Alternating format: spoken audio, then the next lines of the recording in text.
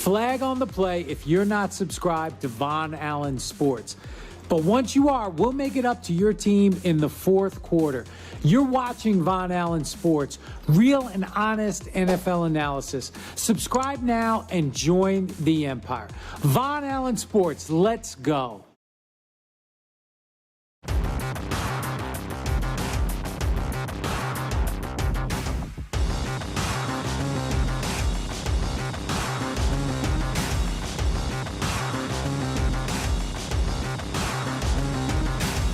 VonAllen Sports.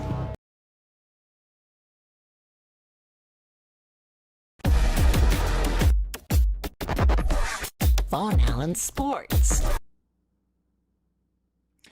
That Legion in introduction right there is fucking cool, right? Dun dun dun dun dun dun dun dun dun dun dun dun dun. Freaking pumps me up every time it starts to come on. In fact, that should be the last thing you hear right before it shows me, and you know, it's like got this whole epic intro and everything going on, and that's what we should be doing now. Anyway, whatever. Okay. Yeah. So, what's up, guys? What's up? Okay. So we're getting started a little late tonight. Apologize for that. Let's see here. What do you guys got going on?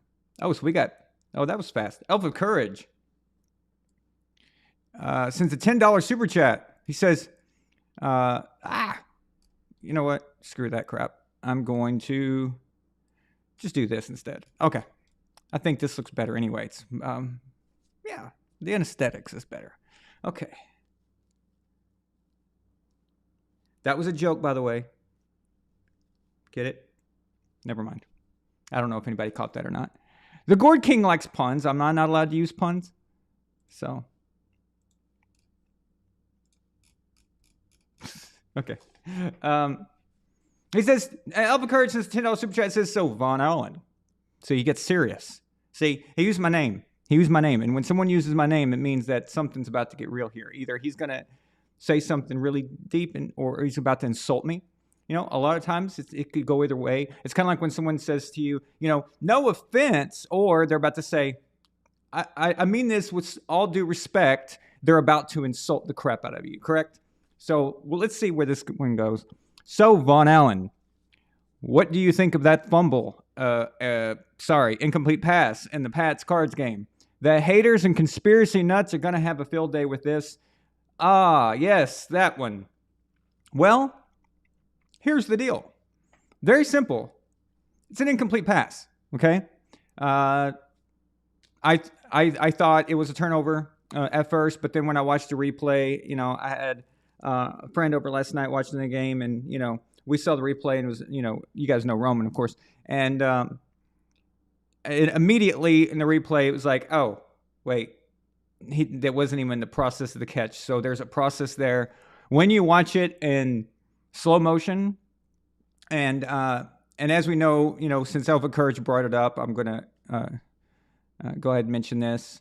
The conspiracy people who think everything's, you know, whatever. Okay, so they are very bad at visual judgment, and they're very bad at understanding angles and the geometry of the game while they're watching it on television. So just remember, they're watching it on TV. So they're making all these amazing judgment calls that all the greatest scientists in the world haven't been, hey, it's rigged. But these guys know, okay? These guys know the answer. They know the truth. Just keep that in mind. So, but yeah, in real time, it's obvious that it's an incomplete pass, okay? But when you show the slow motion, it's like,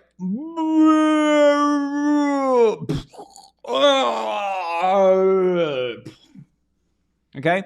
And so that entire time, it looks like he made the catch, right? It's like, oh, look, he had it, and he had it forever. You know, the same people who think that there are magnets in the field goal post.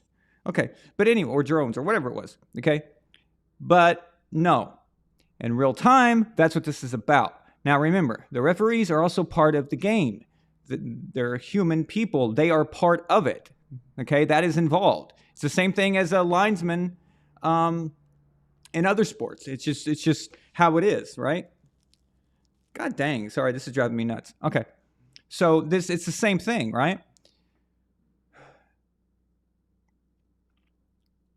In real time, boom, boom, incomplete. Okay? Easy. Incomplete. Done deal. Okay? I always call them straight, no matter if it helps my team or not, or helps who I'm going for or not. I always call them straight, whatever I see. Guys, 99% of the time, I agree with the refs.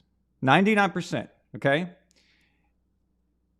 Now, when I say I agree with them 99% of the time, I'll be like, okay, I saw that. Okay, yeah, that makes sense. Okay. That doesn't mean that they should have called something. Okay. So they could call holding, and I could be like, okay, yeah, that was holding. But it doesn't mean I think they should have threw the flag. You see what I mean? Or they could call roughing the passer, and it's like, okay, yes, the rule is roughing the passer. Okay. I agree with that. All right, fine. Doesn't mean that they should have called it, though. Like really? I mean, come on. Like, you've got to use some judgment calls. So there's a difference between me saying that I agree with them 90% of the time about the actual, is the call legit, or should they or should not throw in the flag, right? So those are different things. It's very similar to the tuck rule game. So if I was a ref, I would have thought that was a fumble, okay? But the rule was violated. And the rule is throwing arm moving forward. Now, with the tuck rule, that is one of those cases where it just happens to, the spirit of the rule is violated. And the spirit of the rule is actually, its intention was because more times than not, a guy's arm moving forward would settle the ambiguity between trying to figure out what the quarterback's intentions were. Okay, so you can't go inside his brain. Okay, well, not yet. Elon Musk is working on that, but not yet. You can't go inside the quarterback's brain and go, okay, he meant to pass that or he meant to tuck it. So we had to go. The refs basically had to go with, we have to assume that he was throwing it or not, and how we're gonna know this is by his arm moving forward. Now, more times than not, that is the right call. Okay, but there are gonna be times. Where there's gonna be times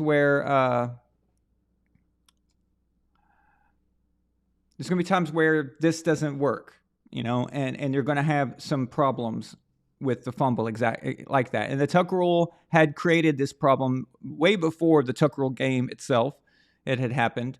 And they kept this rule for an entire decade after the tuck rule game. And the reason they did is because it still was the best way to determine what the quarterback's intent was. So even though maybe a few moments where it wasn't the spirit of the rule was violated or whatever, for the most part, it was correct. For the most part, a quarterback's arm moving forward meant that they were intending to throw the ball.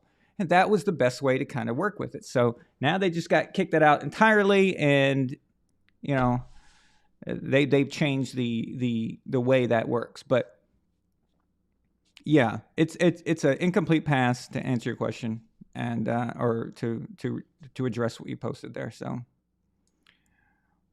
thank you so much, Elva Courage. I appreciate it. Let's see here. Yeah. I know. I'm trying to. I need to move that widget real quick because I noticed it was getting blocked by other stuff. So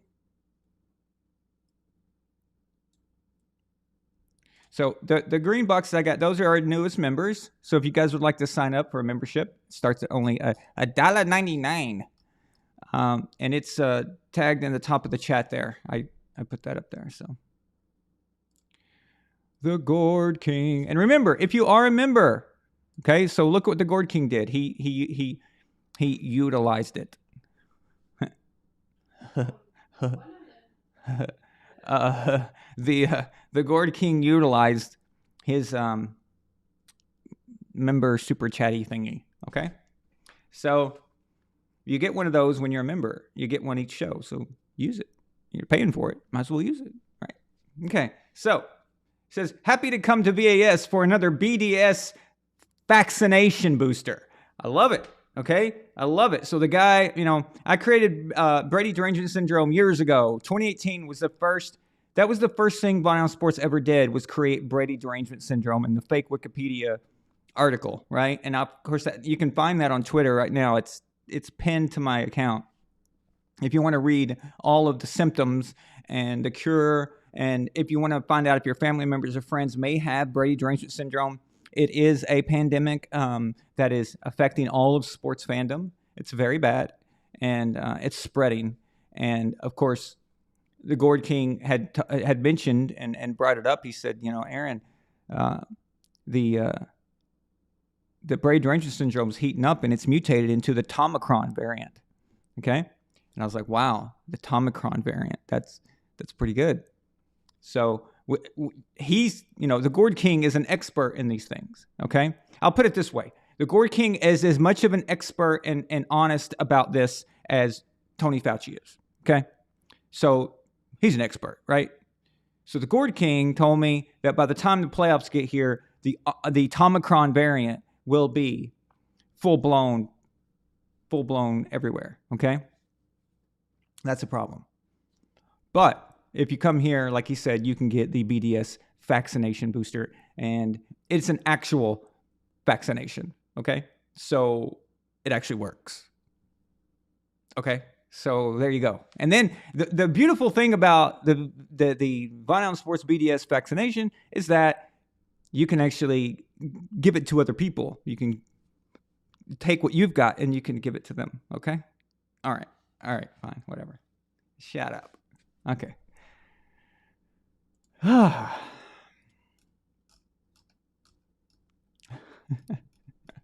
Well, that was a load of nonsense, wasn't it? All right.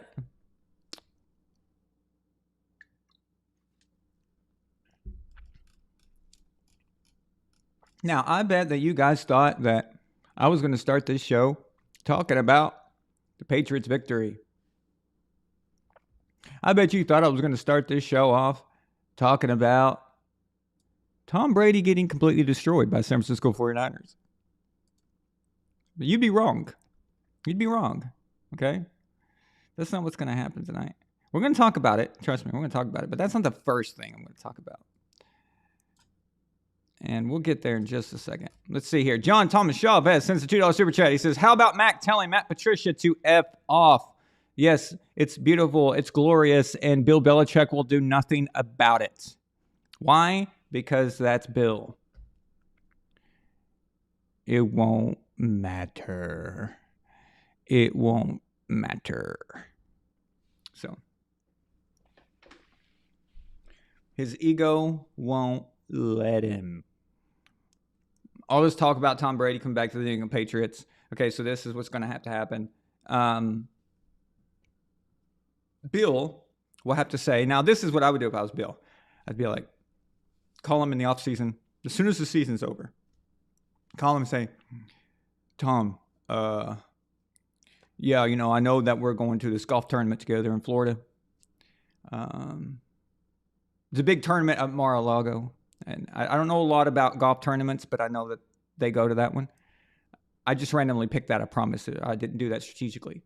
But I said, Tom, we're going to go there, and I'm going to meet you, and just want to talk to you about some things. Tom's like, okay, cool, man. So Bill goes there, talks to him. Bill says, listen, here's what we're going to do. You're going to come back to New England, okay? We're going to work together on the offense. I know Josh isn't there, but we can kind of work through this, and we talk about what you want, and then Tom goes, oh, I want Bill O'Brien. Okay. All right. And Bill Belichick says, okay, we can get Bill. We can get Bill. That's fine. He says, okay, Tom, so you look at the roster, you look on the offense, see what we got, see what you like. If there's anybody else, we'll try to make it happen if we can, with the salary cap and all that. Okay? And he looks Tom right in the eyes and says, we're about to declare war on these mother effers. Okay? We're about to run this thing back to 2007. Okay? That we need to let's just destroy everybody and do this thing. Okay? Now, that would be the most epic thing that's ever happened in football history, okay? Just a conversation, okay? Not what was going to come out of it, but just a conversation like that. And you know what? Do you know what's so messed up? Is that would actually happen if Bill didn't have the ego that he does and would actually do it. You know? Could you imagine that? That would be insane, all right? It'd be awesome.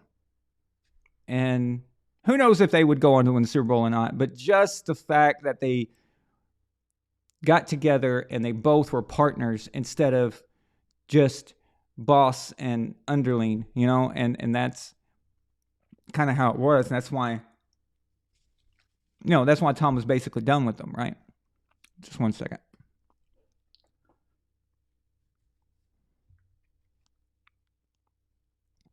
But yeah, it's that would be amazing. But that's what happens in my head. That's what's going on in my head. So that really happened, or it's going to happen. I can see the future too. I didn't tell you guys that, did I? So, all right, whatever. But yeah, no, it'd be nice. Okay.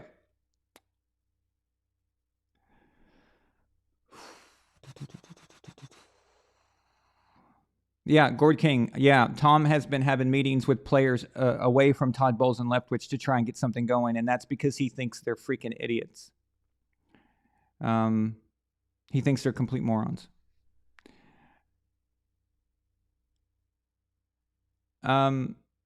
So what we're going to start the show off with, as far as the main topic, is not those things that I mentioned.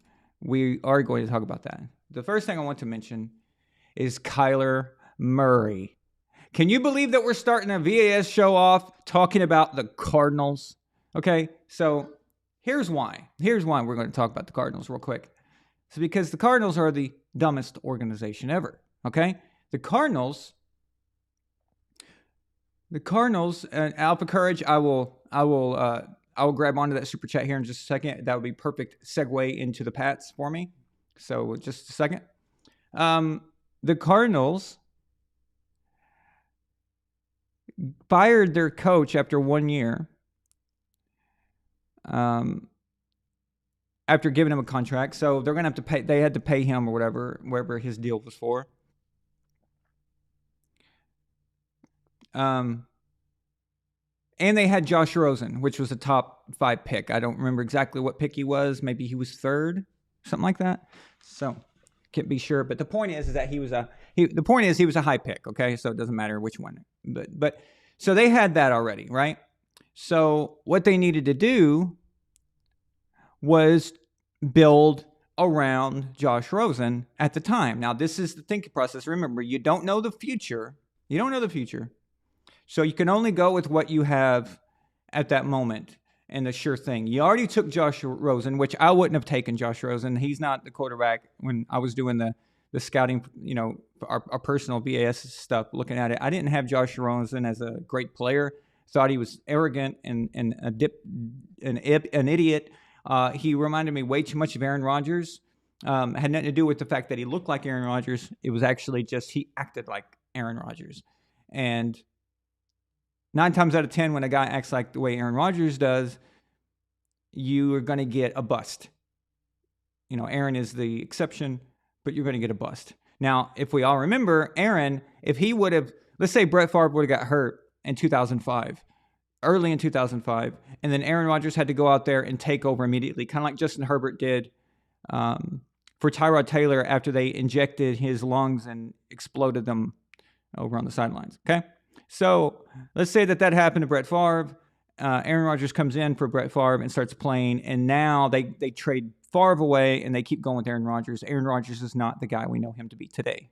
Why do I say that? Because when Aaron Rodgers came into the league, a lot about his form, a lot about his footwork, it was all out of whack. It was very bad.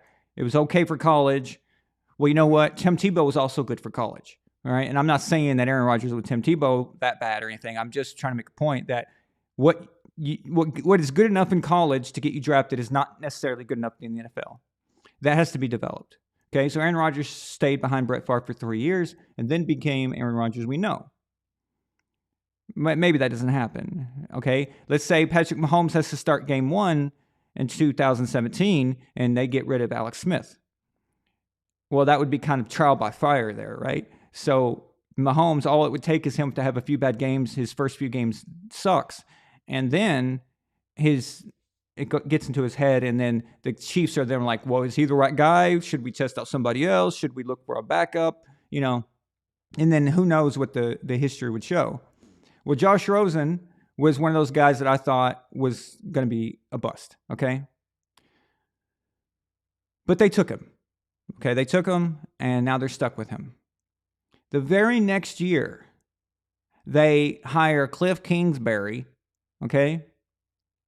God knows why, other than the fact that he meant getting Kyler, and getting Kyler meant getting Cliff Kingsbury. They were kind of a package deal, right? So they got into that. They brought him in. I said, Kyler Murray, you want to draft him, fine, but draft him as a running back or a slot wide receiver or something. Just don't draft him as a quarterback, and then you can take him in the next few rounds, later rounds, whatever. All right, everyone thought I was being harsh and being a jerk, but I don't care. I stand by that, okay? Now what has happened is that the Cardinals were suckered into giving this guy a bunch of money, okay? So Kyler Murray's agent comes along and says, hey, you know, he's a first overall pick, and you ain't got any other options, so you're going to have to pay him. And the Cardinals are like, okay, yeah, well, I guess, you know, he's our star player or whatever, and we got to have to do this. Well, the Cardinals themselves didn't want to do that, okay? They didn't want to do that. How do I know that they really weren't excited about giving him money? Let me tell you something. When the Chiefs gave Patrick Mahomes 10 years for $3.5 trillion and all that, okay, they were happy to give Patrick that money. They were like, here you go, Patrick. Huh? Do you want the passcode to my bank account too? They were happy. Of course. Yes, you give them the money. Back up the Brinks truck. Beep, beep, beep. Come in. Come on. Dump it in my front lawn. Here we go. Fine. The Cardinals were not that way with Kyler Murray. How do I know this? Because they put a clause in Kyler Murray's contract that said he has to study. When you have to do that, you should not be giving this guy that much money. You put it in the contract. You obviously thought it was important. Okay? Kyler's people allowed this contract to say that. They allowed it. Meaning that Kyler's agent knew that Kyler didn't study, didn't work hard, had a lot of these hang-ups. He knew it. And still let Kyler sign it because it was just about getting the money, and that was it. If he really believed that Kyler was a great player and could get this money elsewhere, they would have shopped it around. They would have seen that study clause as an insult. I'm sorry, but if I'm a quarterback and I really believe that I am that good and that worth it, I can go somewhere else, and you put in my contract that I have to study, I'm going to take that contract and I'm going to shove it up you know what, okay? I say, I'll go somewhere else. But no, they didn't. And you know why? Because Kyler and his agent knew that Kyler is lucky to be getting this kind of money. He's absolutely lucky. Now, so they gave it to him, making them the dumbest organization in the NFL. And I posted that a while back, and people didn't really understand what I was talking about. I just said the Cardinals are now the dumbest organization in the NFL, but I didn't really say why. You know, and that was what I was referring to, is that it's all of the sequence of events, okay, that's led up to this point. Now remember, when they had the first overall pick, the one they used to get Kyler, they already had a coach that they had committed to. They are a coach with only 1 year, okay? You got to give these coaches some time, unless they're just complete garbage, unless they've proven that they're garbage everywhere they've been. But this guy was the first time, I'm pretty sure.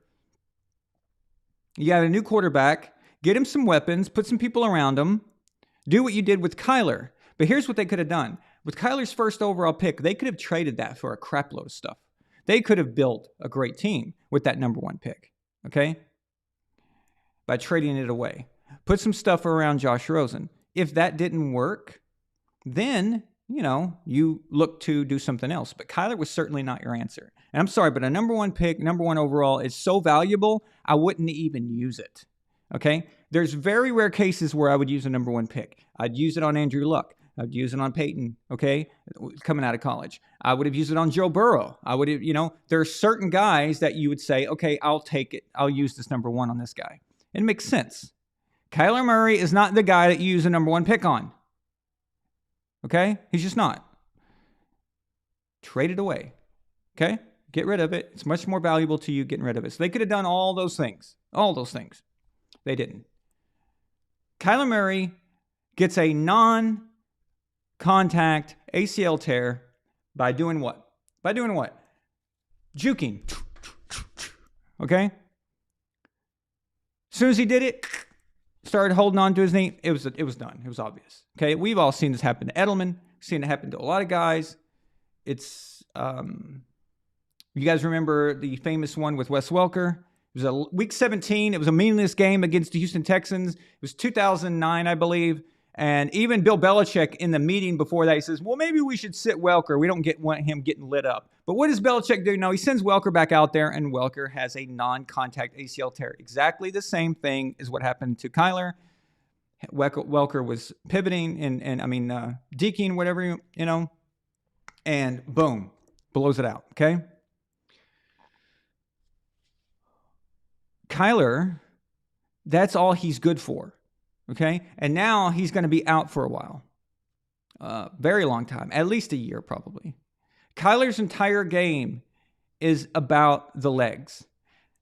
When Tom tore his ACL and MCL, that was a guy blowing out his knee, doing a cheap shot, in my opinion. He didn't have to do that, and he knew he didn't have to do that, and he knew Tom was getting rid of the ball. He knew it. So it was completely pointless. But yeah, I mean, whatever. But it didn't devastate Tom's career because Tom's career is not reliant on his legs, and it never has been. So Tom heals it up, gets it back, and he can throw. He's ready for game 1 of the next season of the 2009 season of week 1. Okay? All right. Kyler Murray, for example, for whatever, all the money you gave him, is not an NFL quarterback, in my opinion.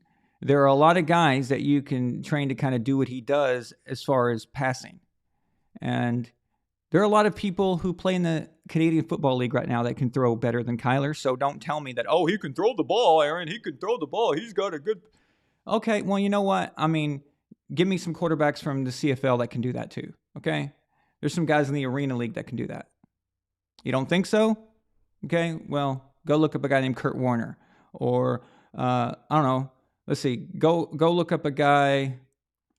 What's his face? Who's that dude that what the hell? Jake Delhomme. Jake Delhomme from the Carolina Panthers. Okay? So the throwing the ball and getting a few numbers here and there, that a lot of guys can do that. Okay? These are elite athletes, and you can do that with a lot of different people. Kyler's thing was running. Tyler's thing was running around, getting in and out of cuts and stuff. What does that sound like to you? Does that sound like a quarterback? That doesn't sound like a quarterback to me. That sounds like a running back or a slot receiver. That's what that sounds like. All right. So that's his thing. That's all he can do, and now it's gone. Kyler Murray's finished. Okay? He's done. Now, whether they want to bring him back next year, I don't mean getting rid of him. They have to bring him back. But they want to put him back out there on the field. It's going to be nothing. It's not going to matter. And I told you guys when he was, right after he was drafted, I said, this guy, 5 years, I give him 5 years. 5 years, and it's not even going to be that much. I honestly didn't think he was going to get paid, though. I didn't think anybody was dumb enough to do that. But they did. Now, they're not going to be able to trade him away now. Nobody's going to take that contract for him because no one else was dumb enough to do that.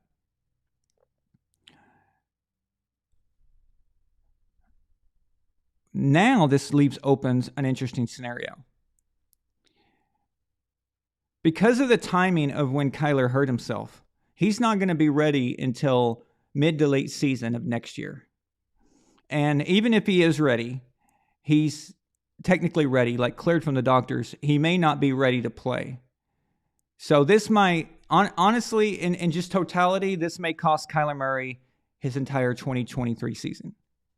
Just if you add in probably, even if he does get back in there, it's going to be gross and it's going to be bad and it's going to be destructive. Okay?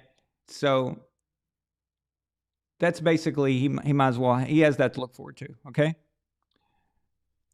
A regular pocket quarterback, you could say, okay, well, a regular pocket quarterback could scramble and hurt his ACL. No, because a pocket quarterback will not scramble in that sense. They run pretty much straight forward.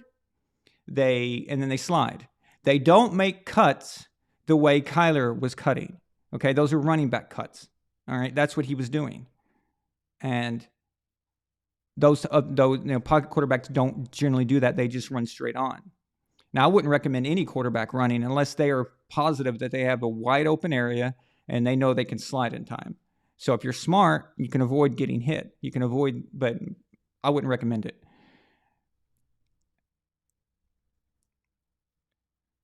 Does this open the door for the Cardinals to fire Cliff Kingsbury? Okay.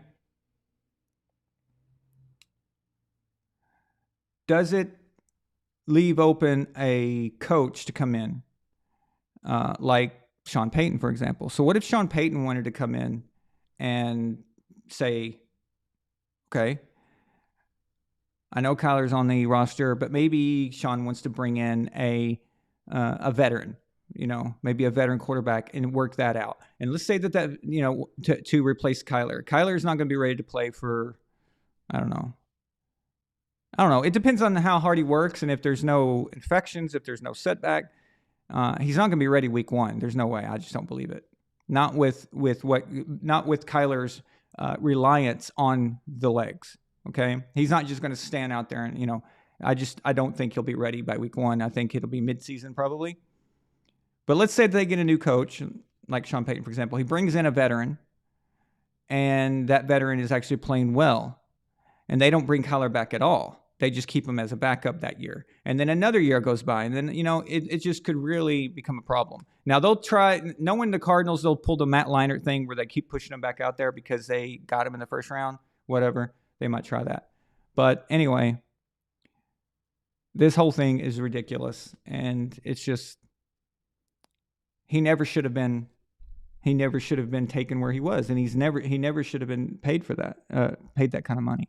So I get it. If you're a quarterback and you get hit, you get hit and there's nothing you can do. People land on your legs or whatever. But you know what? There's a reason why the Baltimore Ravens are not paying Lamar Jackson right now. There's a reason. Okay. And they understand what that reason is. It's injury. So, but that's their game. That's what they do, And this stuff works in college. It does. But it's never been a proven way to win consistently in the NFL. It just never has.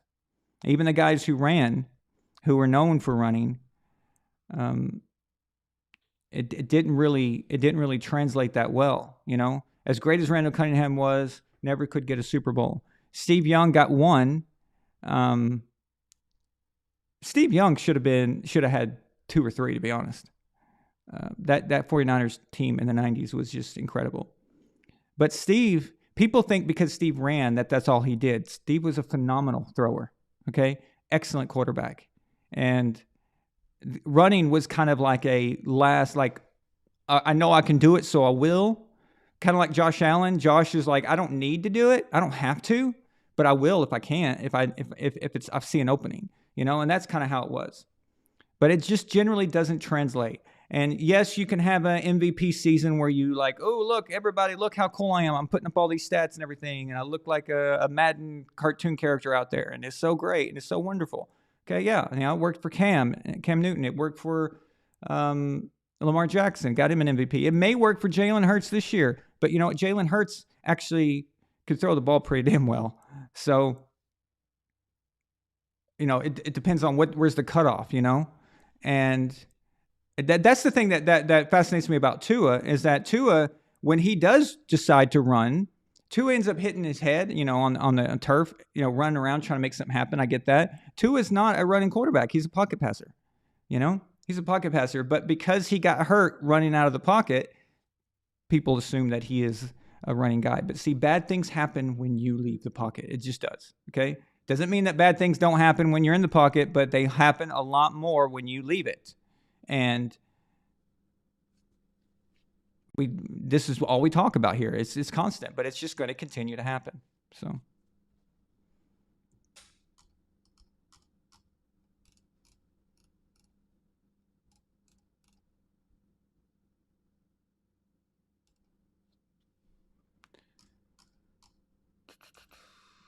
Let me screenshot these.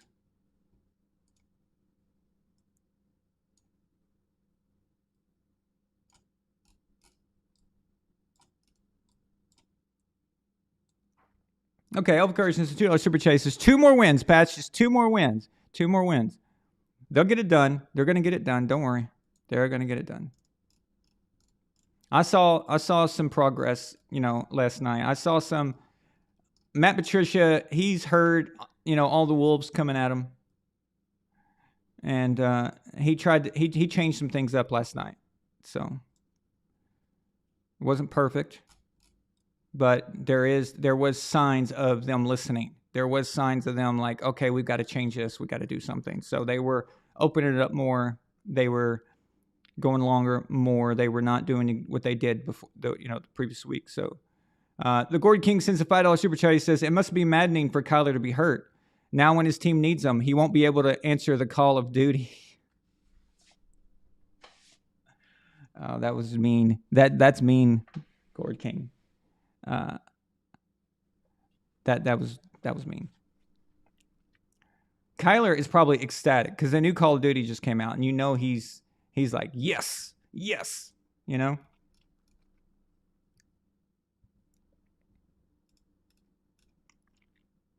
Dave Wilhauer says the joke is Arizona didn't have to pay him until 2024. Oh man, the Cardinals will be the Cardinals, right?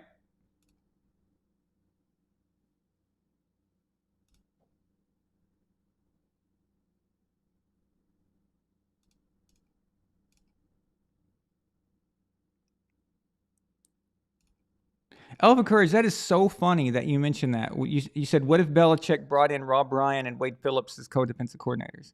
Now, I would take Wade Phillips as defensive coordinator any day of the week. I would take Rex Ryan too. But it's funny that you mentioned Rob Ryan. I'm uploading a short tonight. I'd already edited most of the work last night. But it's a short of showing Tom Brady stealing Rob Ryan's soul. All right, I'm not kidding. That is so weird that you mentioned Rob Ryan. Unless you were referring to Rex, unless you meant Rex. But if you meant Rob, that is just weird because there's 2 games. I was watching back all of Tom Brady's fourth quarter comebacks, and I noticed the consistency. So in Dallas, it was in New England, but against Dallas, he stole Rob Ryan's soul. He was the D coordinator, and he was just like, oh, I can't believe this. Tom Brady beat me. And then again in New England a few years later, against the Saints, you guys know the very famous Rob Ryan face where he just got completely destroyed. So I was putting together a short of that. So that's interesting that you mentioned that.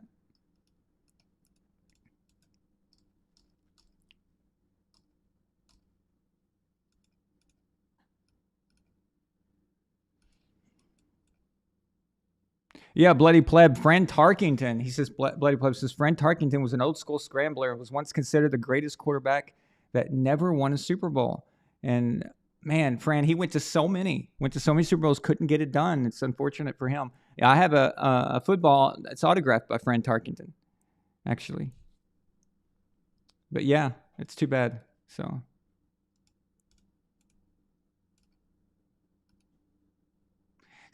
See, Milena, these guys won't let me slide even when if I say something incorrect. Yeah. This is funny. They're on their game tonight. Albuquerque says Madden cartoon character. There was a Madden cartoon. Yeah, I meant digital video game character or whatever. I called it a cartoon. What else is it? It's kind of like a cartoon, I guess. So.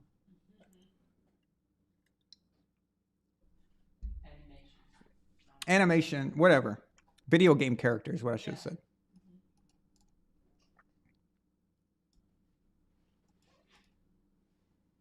Gord King thinks Tom might go to Minnesota? Really?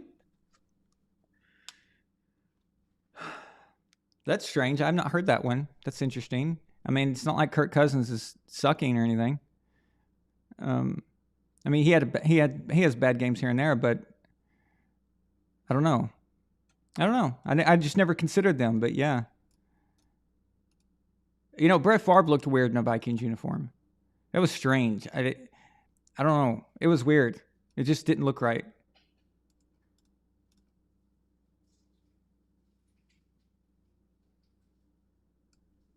Oh, this is a good one. Bloody Pleb says, anyone notice when Brady beats the Saints, everyone discredits Brady because the Saints are a bad team? But when Mahomes barely beats the Texans, which are like 1-9, Patrick is praised? Well, that's because they're trying to write Brady off.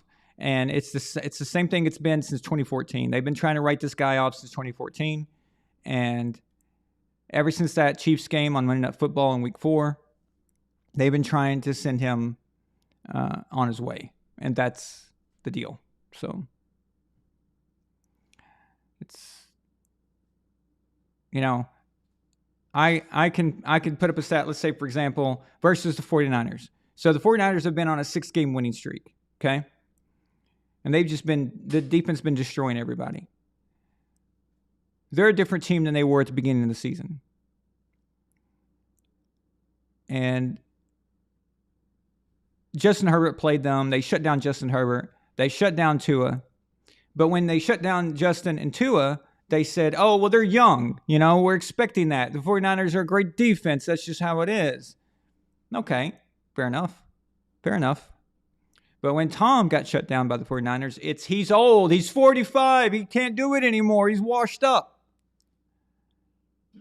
Okay, wait a minute. I'm confused.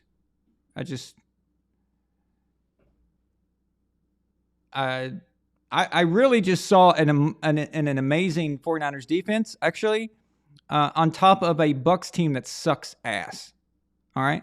That's what I saw. Yeah, exactly. Perfect storm of which meant the annihilation of the Tampa Bay Buccaneers. I can point to you in any year, just randomly, a random year where Tom had a bad game or something weird happened or whatever it is, okay? Hell, I just mentioned one, the Kansas City Chiefs game, where he got benched at the end of the game and they brought in Jimmy Garoppolo. Remember that? That was the game that prompted the reporter to ask Bill Belichick, are you thinking about making a quarterback change? And Bill Belichick went, what? Like, shut up, dummy. You know, this happens. It happened. It does. Okay. Props to Brock Purdy. That's happy for him being Mr. Irrelevant, being the last pick of the draft like that, and getting his first start is against the GOAT. It's awesome, man. It's great.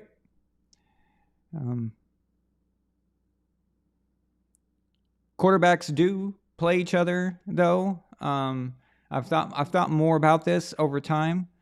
You know, and people like to say, well, Brady doesn't play Peyton, for example. They play their defense. So Peyton was playing Belichick and Brady was playing, Colts or Broncos defense or whatever. That's not technical. Well, technically that's true, okay? That the quarterbacks don't meet on the field. Yes, we all know this. Okay, that's right, okay? We also know that in baseball, batters from opposing teams don't bat at the same time. Yes, we've got that figured out, okay? So, but in truth, the quarterback's job is to play better and put more points on the board than the opposing quarterback. Okay? That's his job. Can't do nothing about the defense you're going against. You're just going to have to overcome that. Okay? So that's the deal. And that's part of it. So Tom had to go out there and he had to put more points than Brock Purdy put on the Bucs. And he couldn't do it. And it happens. It just does. That's it. So, and instead of being about Brock and about praising him and giving him his props and letting him enjoy this moment, it's been about crappy Tom Brady. and they use Brock by giving him a backhanded compliment. Okay? This is the compliment they're giving Brock Purdy. Ha ha, Tom Brady sucks. He lost to Brock Purdy. Like, thanks. All right? So, it's kind of weird, right? But whatever. You might want to throw Christian McCaffrey in there too.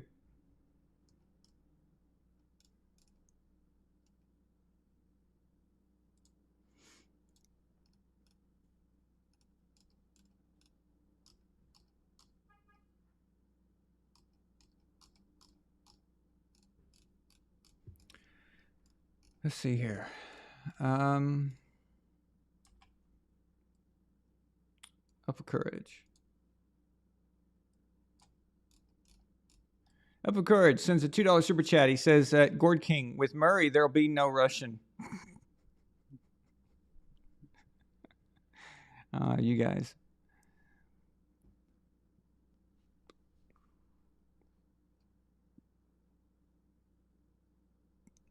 Without. Yeah, you meant without, but yeah. Okay.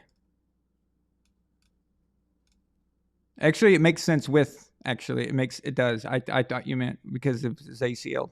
So, but either way.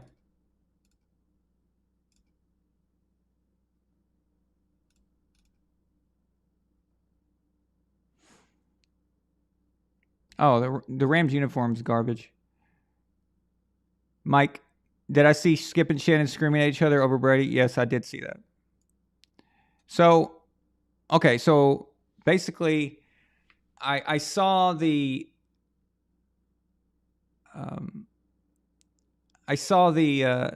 clip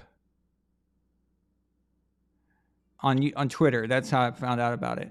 But it was just a 1-minute clip, and the clip started with Skip talking about Tom's 45 and Shannon, you're 35, so you're jealous and all that. And so it only showed the minute of Skip insulting Shannon.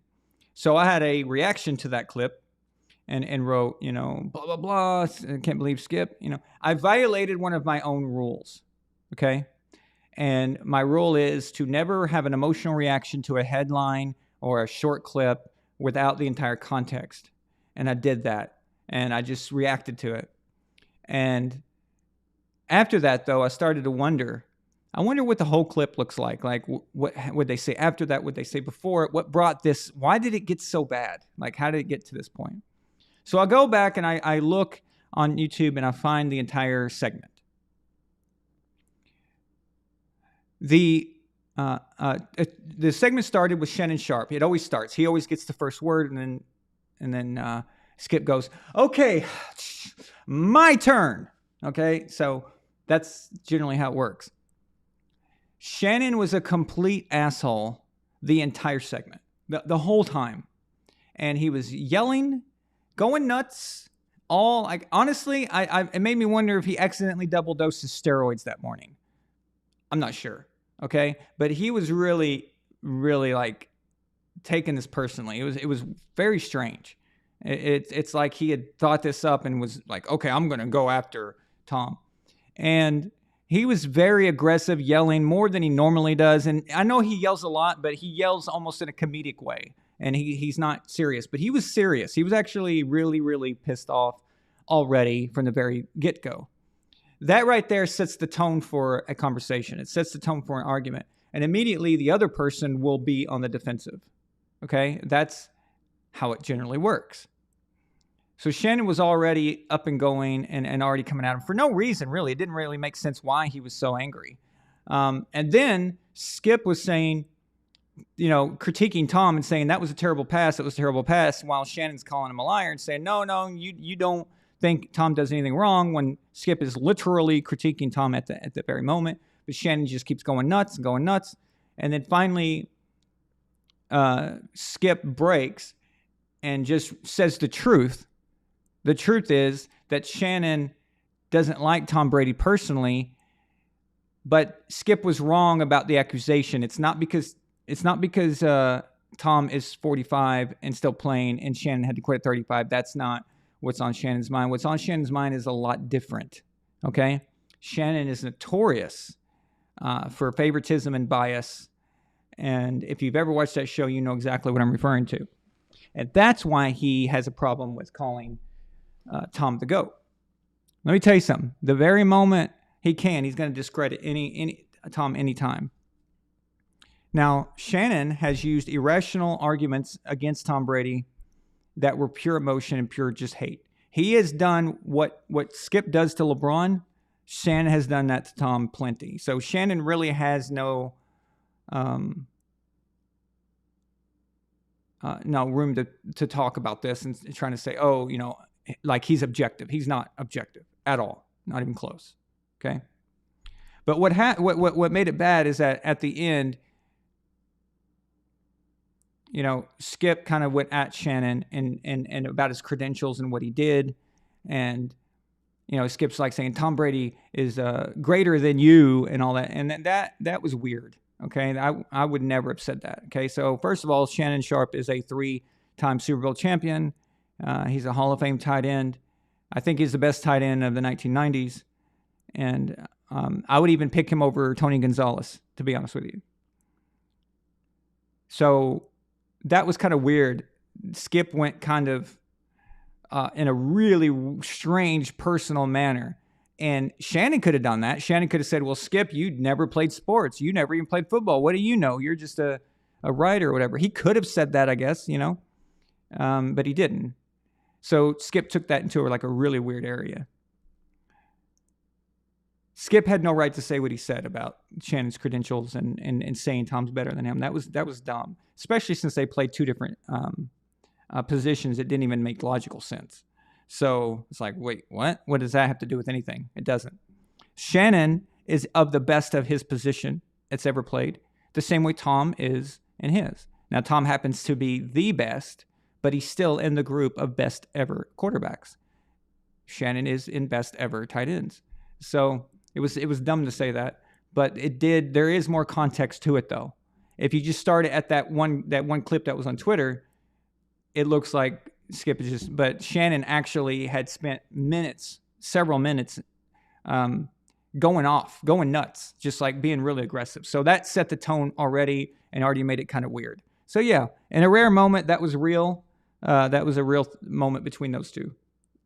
Doesn't happen very often, but it does. So.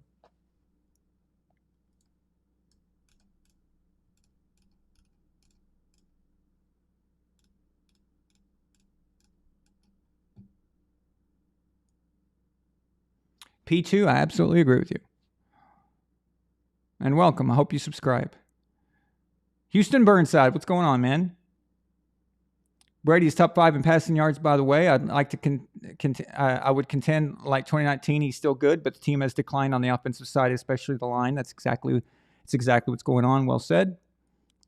You're correct. Nightly Senator said Cardinals will try to get a new offense, but Murray is the problem, and it will continue this way, Kevin. It will continue. Kyler Murray is not the guy that you give that much money to. See, here's the problem with Kyler. Had he been a running back or slot receiver, like I said, and he tears his ACL, you're not in trouble. Okay, your salary cap is not in trouble. But now you've got a guy with an injury to his legs where the guy's all about his legs. Other quarterbacks, this wouldn't be a big problem. For him, it could be. Okay? Now, there's also a chance that it comes back even stronger. Okay? So sometimes ACL tears when they heal back and you end up actually okay. It could, but it could go the other way. Who knows? But the point is that the cap, he takes up so much of the cap. He was never that guy that was overplaying for the cap. So when you play, let's say you pay Aaron Rodgers, okay? You give Aaron Rodgers $50 million.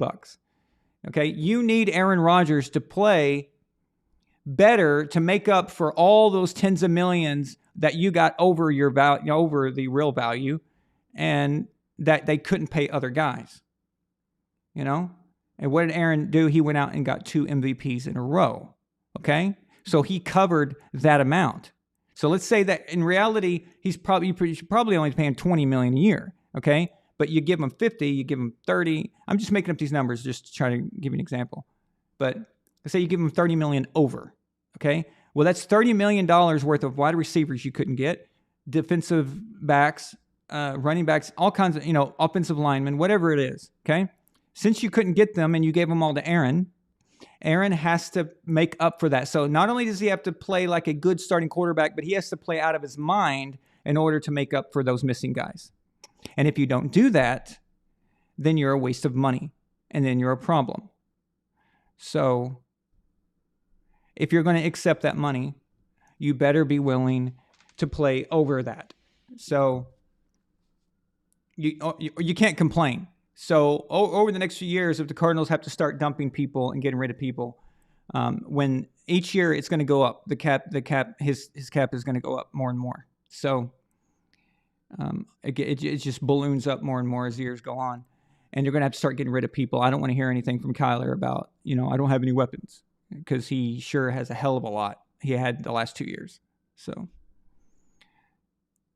Kyler is not that kind of guy that you can give that kind of money to and expect that kind of value and expect him to overplay what you were missing with that.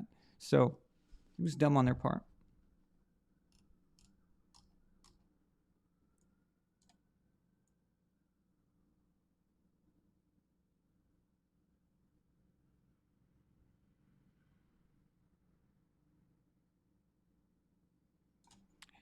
If I could change one rule in football, what would it be?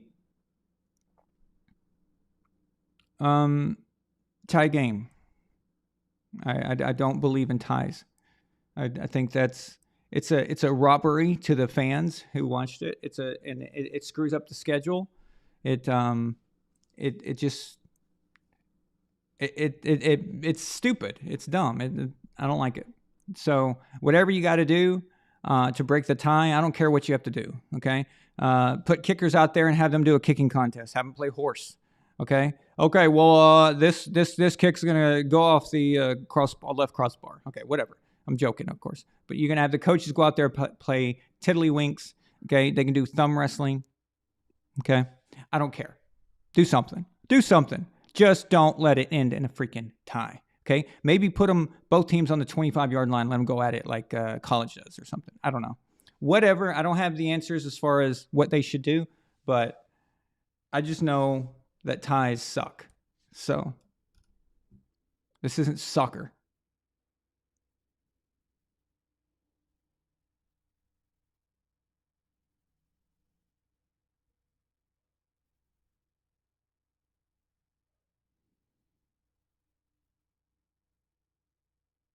The Rams uniforms and the logo is the worst thing that's ever been.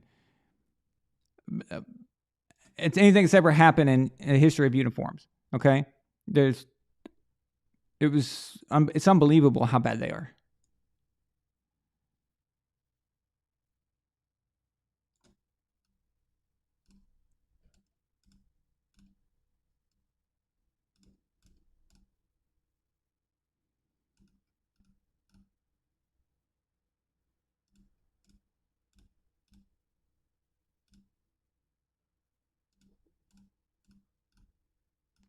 Oh, Shannon really does hate Tom. There's a bias there, and it's yeah, it's not a healthy one either.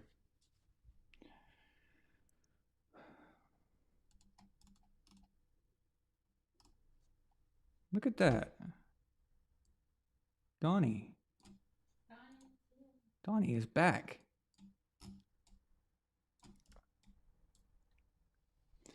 Take a pick, 1313. Donnie Harmon sends a $20 super chat. He says, season's greetings to VAS and VAS Nation. Thank you so much, Donnie. I appreciate it, man, and glad to see you here. Been wondering where you've been.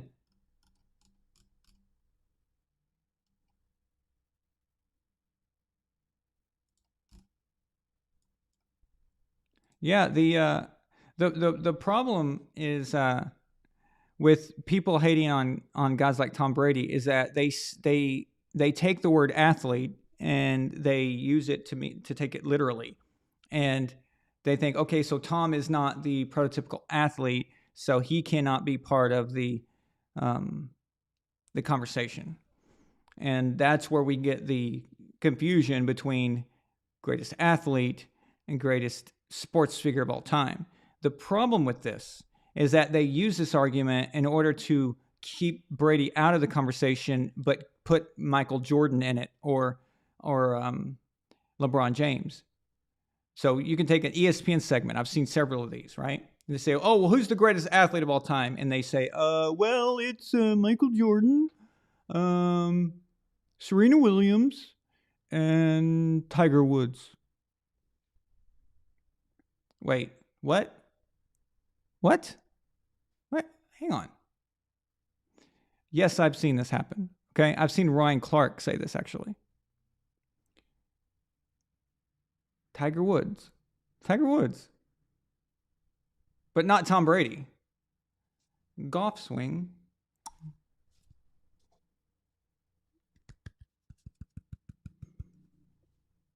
That's athletic.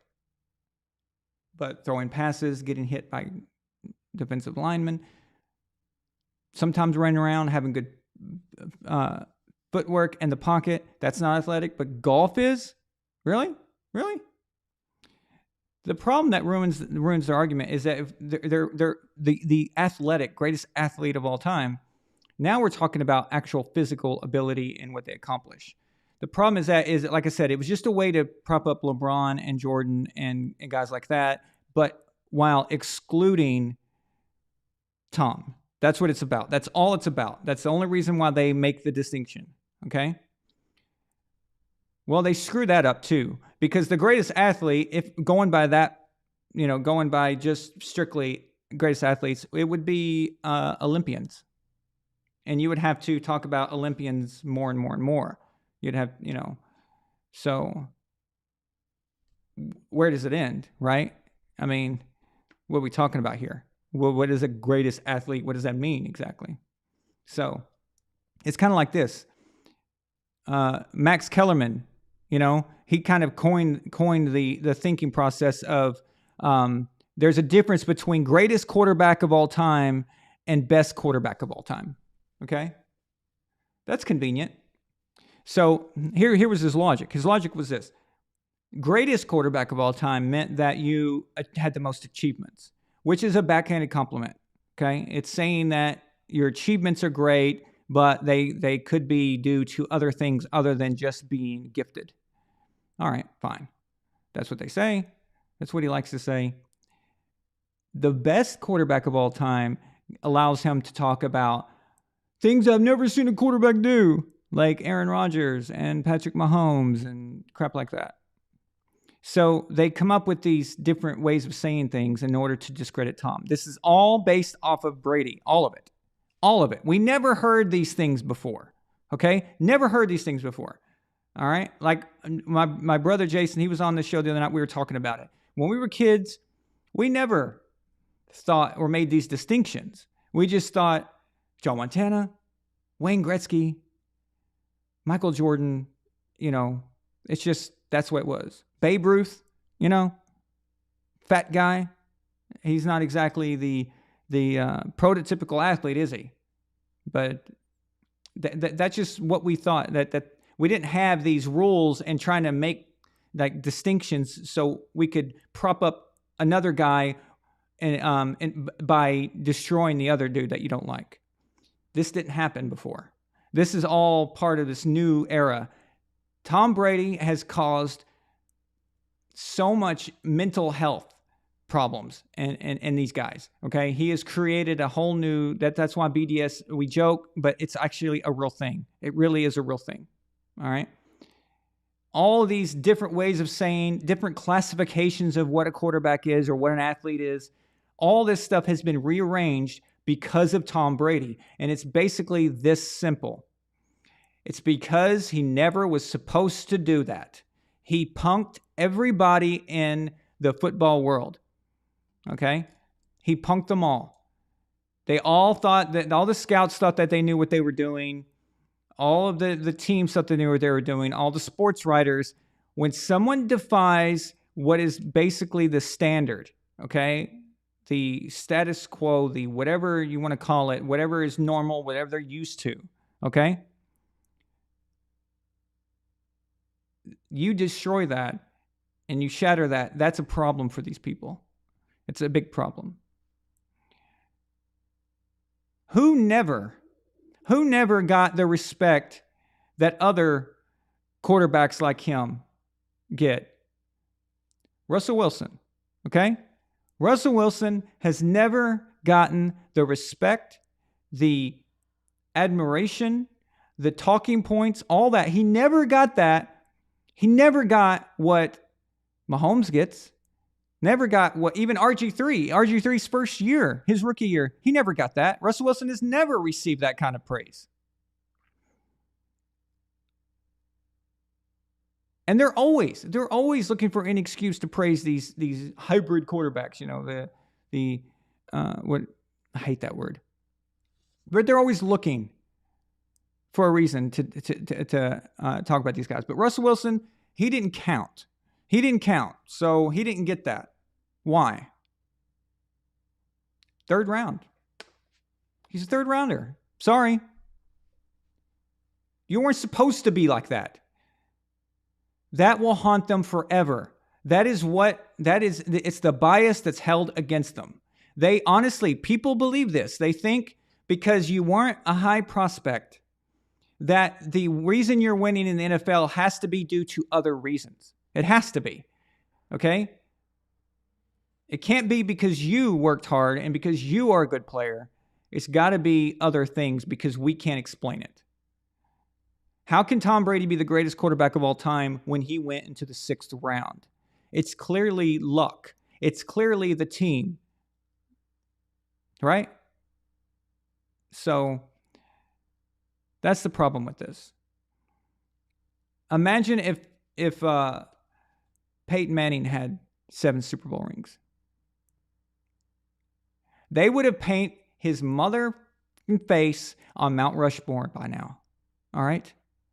They would have put his head right next to George Washington's if Peyton Manning had 7 rings. Okay? You will never get that respect. When I was a kid, it was always Elway and Marino.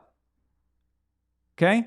And I was like, what about Warren Moon? Oh, Warren doesn't count, of course, because he spent his time in Canada. Why did he spend his time in Canada? It's not Joe Montana. Joe Montana didn't get his props, guys. I'm being honest with you. Joe Montana did not get his props until later. All right? He was respected. People respected him the way Tom is respected. Okay, so they acknowledged his achievements, but they always had a yeah, but. Okay, yeah, but. Joe Montana is, but yeah, but. You know, Joe Montana wasn't a first rounder. He was never supposed to do this. He's not prototypical, you know? He doesn't even look like the prototypical quarterback. He doesn't look like Dan Marino.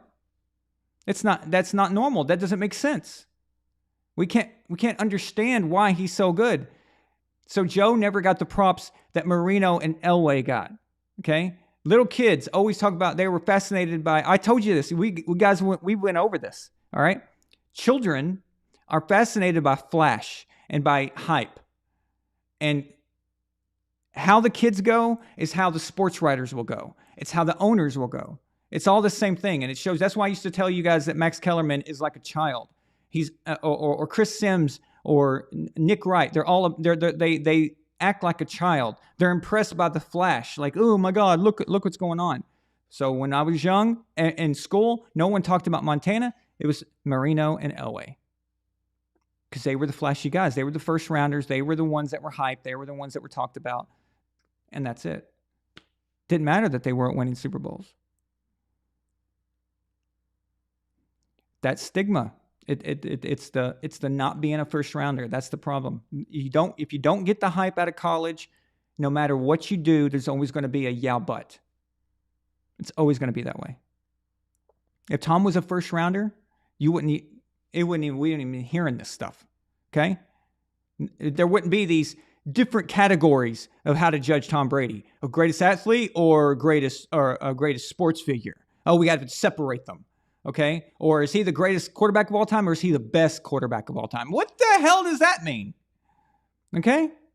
Now, I understand that you want to say best if you're just having a barbershop conversation and you just want to say guys that aren't achieved, but you think were really good at what they did, yeah, but you can't make that an official classification of how and use it in a debate on how to distinguish the difference between two guys. That's stupid. Okay, it's ridiculous.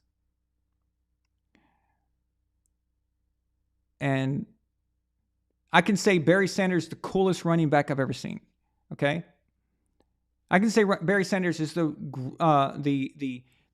most exciting running back I've ever seen. But I can't say that Barry Sanders is the greatest running back of all time.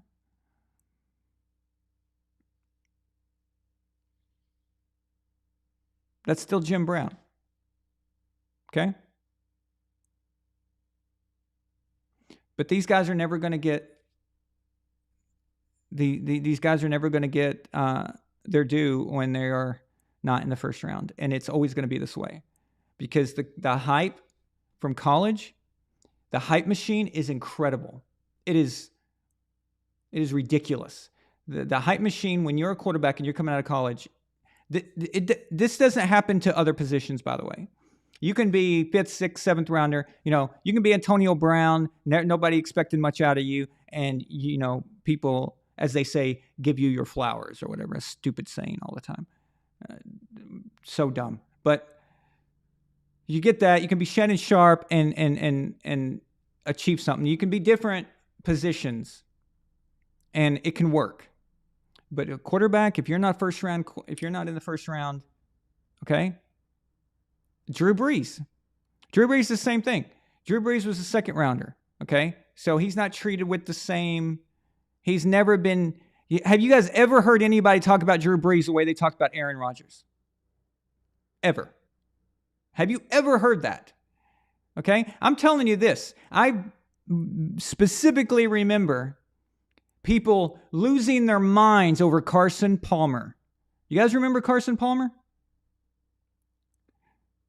I remember even John Madden. John Madden was gushing over Carson Palmer. He was like, there's 3 quarterbacks in the NFL and the rest of them don't even matter. It's Peyton Manning, Tom Brady, and Carson Palmer. I know, bad John Madden impression. I wasn't trying to do his voice. But the point is, Carson Palmer had that hype coming out of USC. And he was a good quarterback. He was good. It wasn't great, but he was good. But he received this praise and this kind of, it's like they were trying to make him happen. They were trying to make it happen because he's supposed to be the guy. He's the man.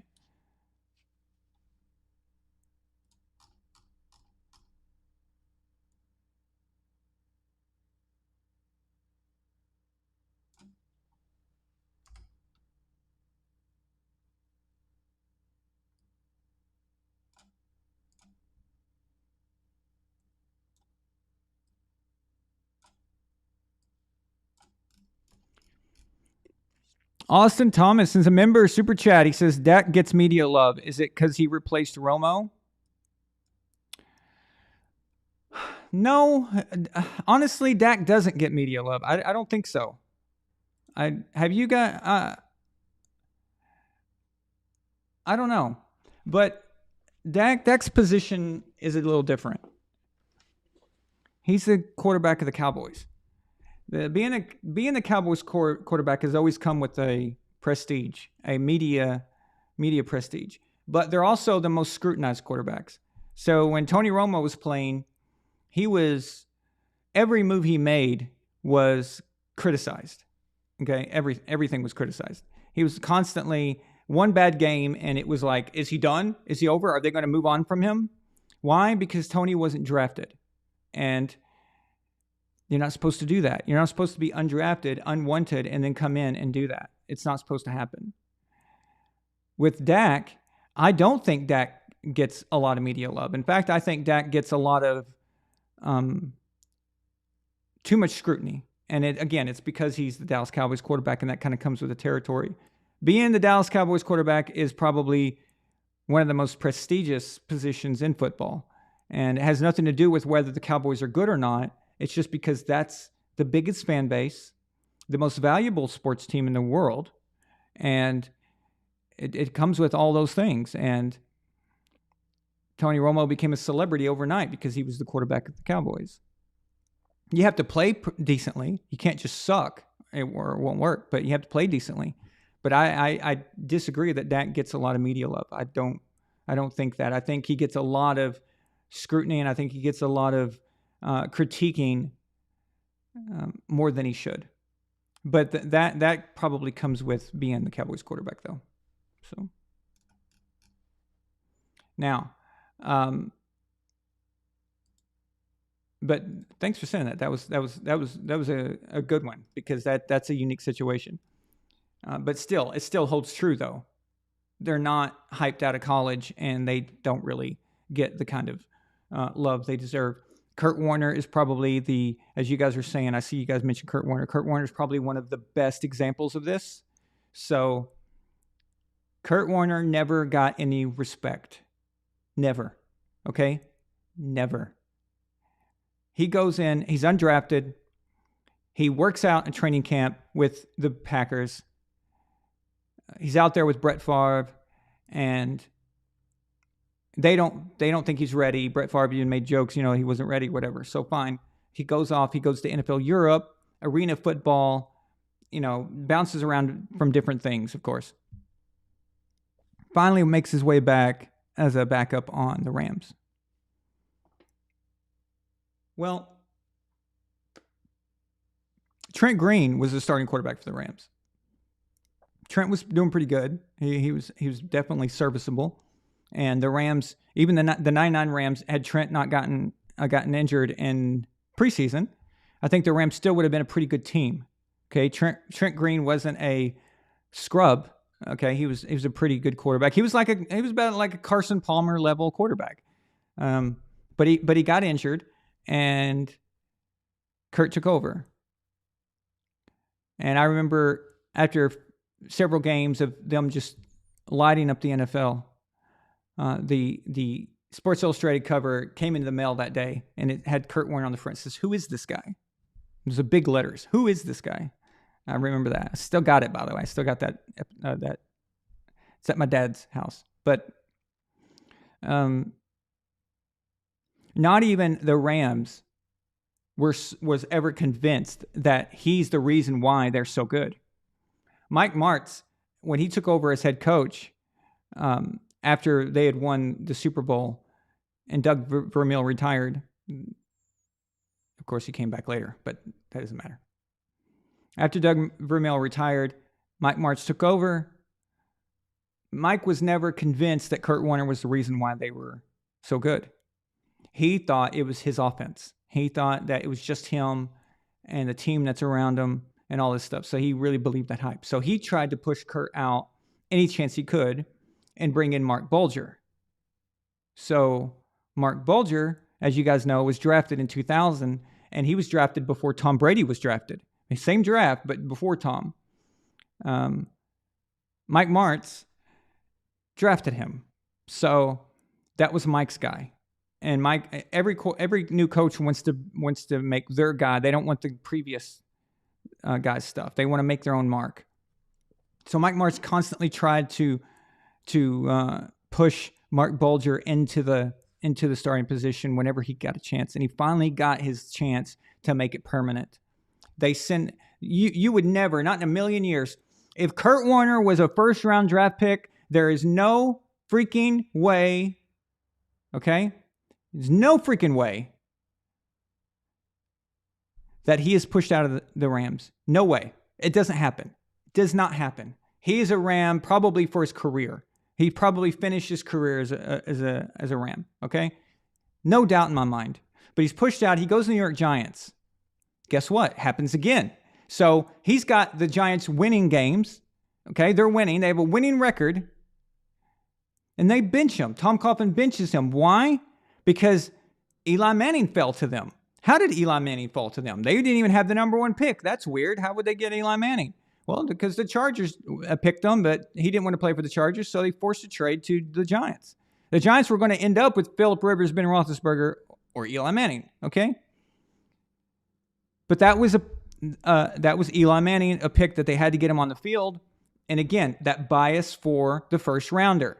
So they benched Kurt, and then they put Eli in, and they suck. They actually suck. They actually got worse. They got worse, and they couldn't win a game after that. But they still got rid of Kurt. And Kurt found his way to the Cardinals.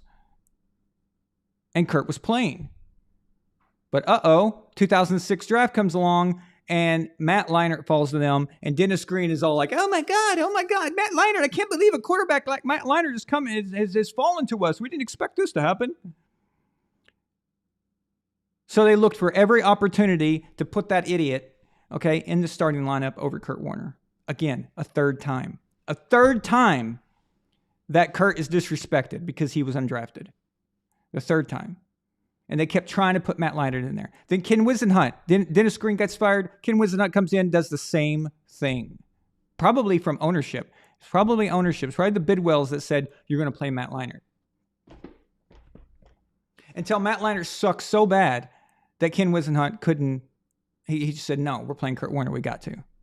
And we all know what happened. Kurt led the Cardinals to a Super Bowl. The only Super Bowl appearance they've ever had.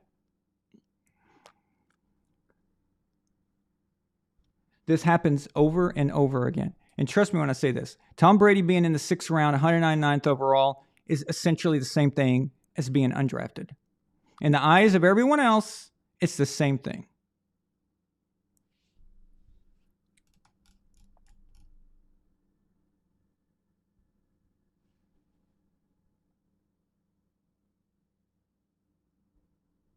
Look at Tyler go. Damn, Tyler.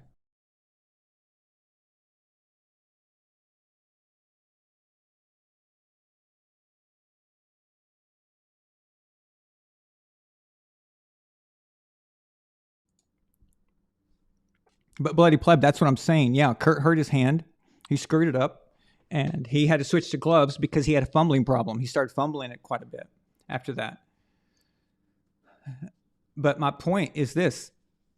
Even with those fumbling problems, even with that, if Kurt was a first rounder, that doesn't happen to him. Okay? He doesn't get pushed out. He doesn't get moved. Okay, think about this. A first-round quarterback who won the Super Bowl and MVP the same season, not just Super Bowl MVP and regular season MVP in the same year, then was on his way to winning a second MVP the next year until he got injured. Then the third year wins MVP again and takes him all the way to Super Bowl and only lost to the greatest dynasty in the making ever. Okay? If he was a first rounder and did all that, come on, man.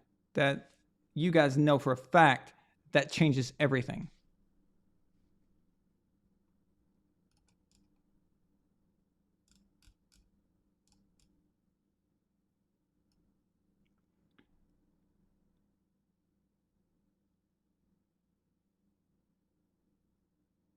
Thoughts on Zappy? What's up, Blake Vilma? I see a lot of new faces here. You guys subscribe because I have not seen the subscription button pop up. So make sure you subscribe. By the way, we hit 12,000. Did you guys see that? Finally got off of 11,000 and seemed to be moving a little bit. So I don't know what's going on, but it's not moving as fast as I'd like, but not much I can do about it. But at least we finally got off that stupid 11.9 number that we're stuck on for a while. Lake Vilma, as far as Zappy goes, I don't see an incentive for the Patriots to put him in unless the Patriots just started losing every game and they wanted to put him out there. I don't know. I don't see it. No, there's no reason. They played him and people got to look at him. So if they're going to get anything for him, as far as if they were trying to drum up any value for him next year and maybe trade him, he's done that already. There's no point in putting him back out there. So we know what he's about, and that's it. So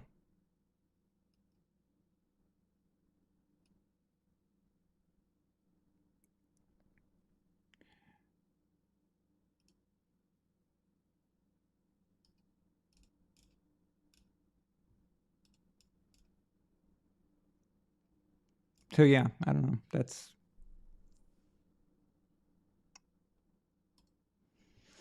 I'm just going to go back here and catch up with you guys. See what you are talking about.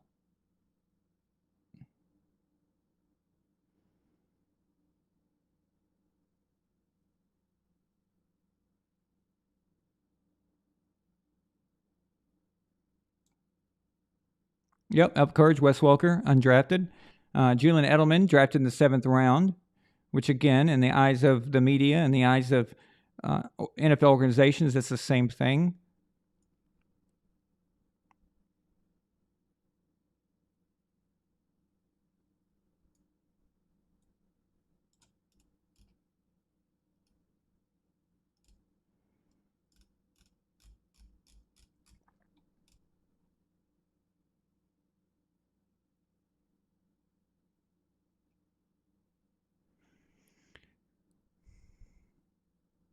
It's about ego. It's not about money.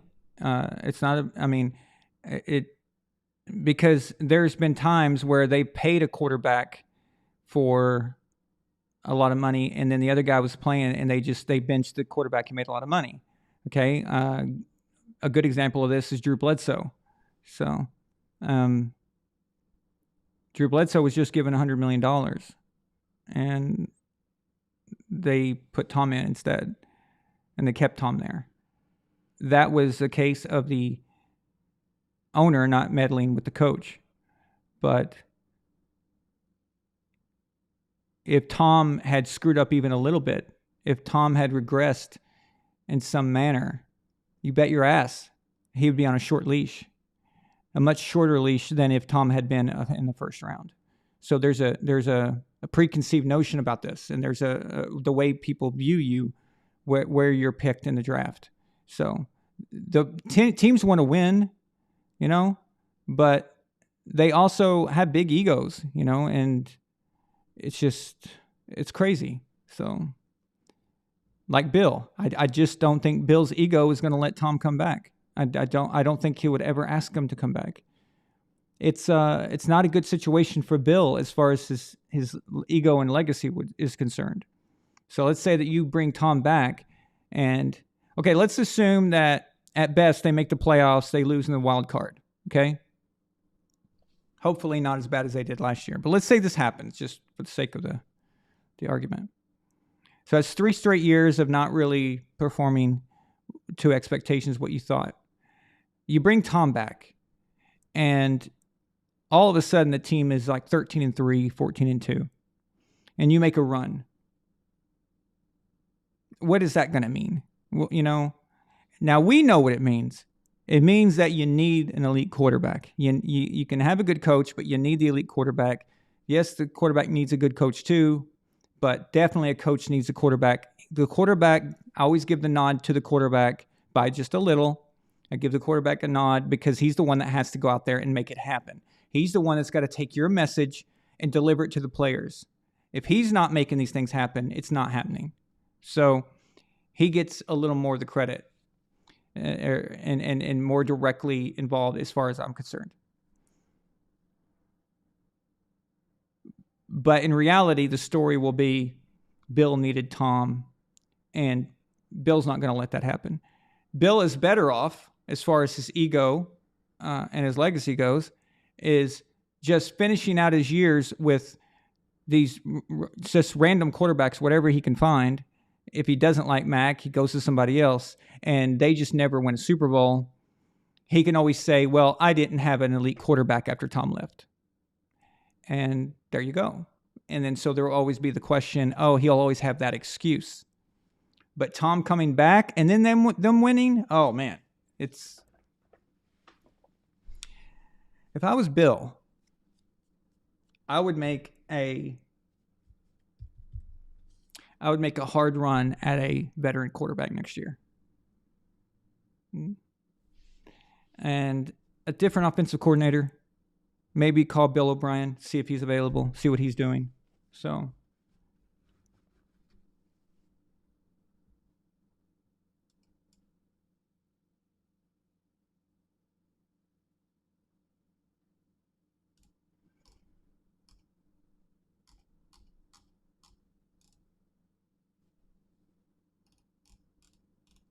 Let's see, another super chat, Milena?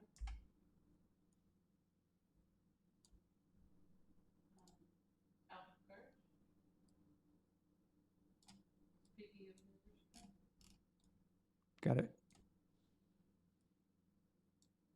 Okay. Elva Courage says a $5 super chat. Says, speaking of disrespect, Brady had to throw 50 touchdowns just to get his first league MVP. Well, they never thought of it that way. Do you know how many MVPs that Peyton's got? 5. That I could say two of them, I'm utterly convinced he was the MVP. Okay? The no-brainer. 3 of them, you can ask some questions. 2 of them are really what like, huh? And then there's one in particular that is just completely a head scratcher. All name is what that was. Okay.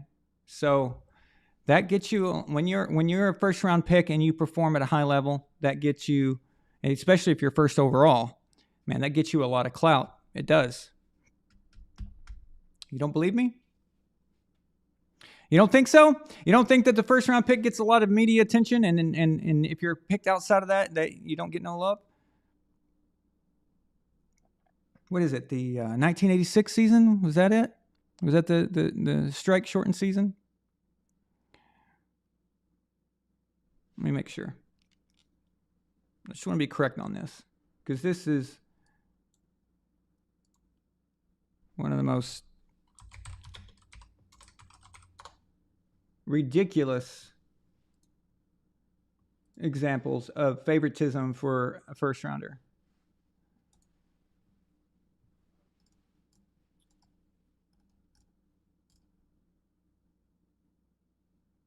It was 87. Okay. So yeah, it was a short year, strike year. I mean, they had replacement players, but Elway and Montana played the same amount. So 1987, they give the MVP to John Elway.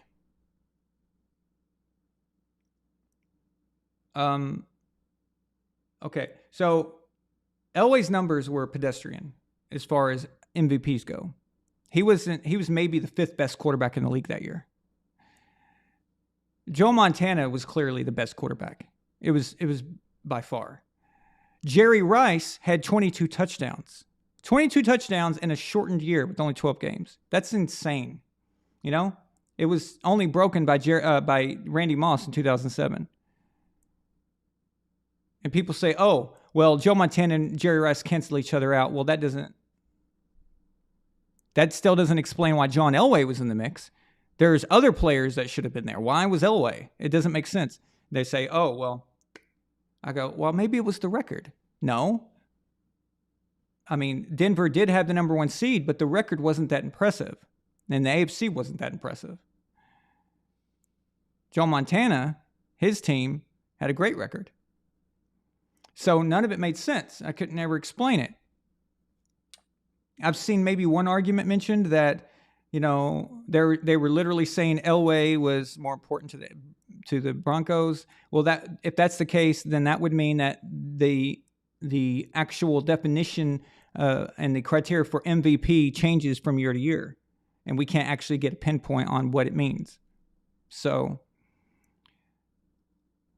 Elway wasn't even in Offensive Player of the Year voting. You see what I mean? That's weird, right? That's very weird. Elway was the love of the media, okay? Drafted first overall, didn't want to play for the Colts. Famously, he did Eli Manning before Eli Manning, okay? He was coming out of Stanford. He was a 2-sport player, could have played baseball. And does this sound familiar? Like the kind of hype and all that. All the hype for Elway coming out of the draft. It was just crazy. Montana, no thanks. Oh, he's got Jerry Rice. Okay. So what was their criteria that year? I would like to know. I just don't understand. But this happens quite a bit. It's really weird. But Peyton did benefit from his name and his draft position, no doubt. So still have no idea how Priest Holmes didn't get MVP. I don't get it. I just don't know how that was explained, how that can be reasoned with, how it was rationalized that you did not make Priest Holmes the MVP. I don't get it. In 2003. So, yeah, I don't understand that one.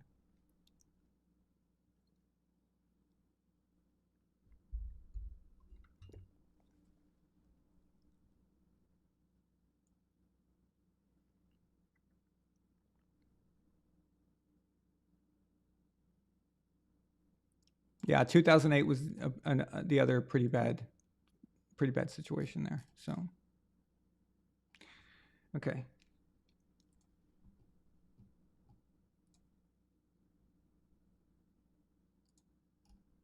So, of course, on Thursday night, we saw the Raiders and Rams. We saw Baker Mayfield make a comeback against the Raiders. Exactly, John. Exactly, John Thomas Chavez. And that's why when it comes to MVP voting, we should not have the media involved. MVP voting should be by the players and the coaches who have to coach against these guys. That's what it should be.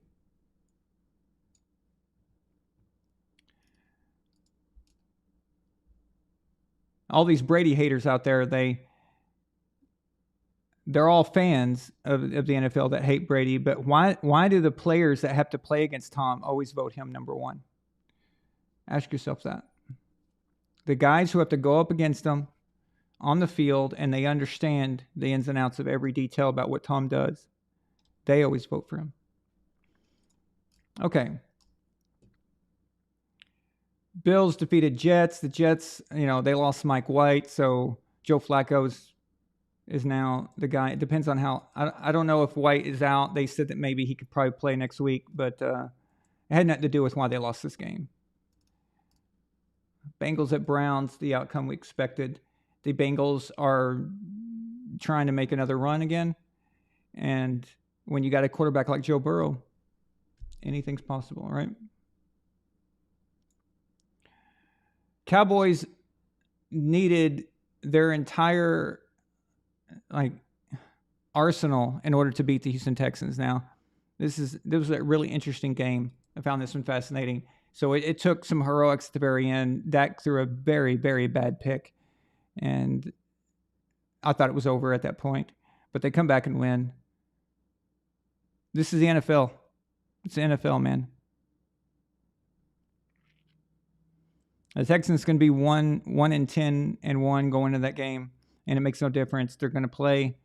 And now I know last week I wondered if they were tanking, and I said, well, maybe not. Maybe they're not tanking. Maybe they just suck this bad. I think they just suck that bad because they did try.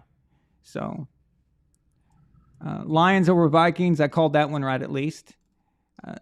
I like what I see from the Lions, and there's no doubt in my mind that Jared Goff could have accomplished what Matthew Stafford did. So I know some of y'all don't agree with it. That's fine. We're allowed to disagree. But I still going to say that Jared Goff could have achieved similar results. And Jared would be playing good football right now probably. So for the Rams again. Okay, so Eagles at Giants. Giants are frauds. I've been calling them frauds here for a while. That's no surprise to any of us. I'm interested to see the Eagles in the playoffs and see how they do against a really, really excellent team that's in playoff form. So Ravens over Steelers. Ravens had some trouble. Mike Tomlin is in trouble, guys. He is very, very close with having his first losing season ever. Of course, that's what happens when you lose a great quarterback like Ben Roethlisberger. There's going to be some transition there. So, but hey, you've got the great Mitch Trubisky that the Bears drafted so high, so he should be able to save your life, right? All right. Jaguars over the Titans. That's another one. What is going on with Tennessee? What is their deal? Okay. Tennessee, they really annoy me. They are built so well to make deep playoff runs. They are. They just have that way about them. And in my opinion, they're the AFC version of the 49ers. So why are they losing so much? And why are they losing to teams that they shouldn't be? It's just whatever. I think their window's closing. I mean,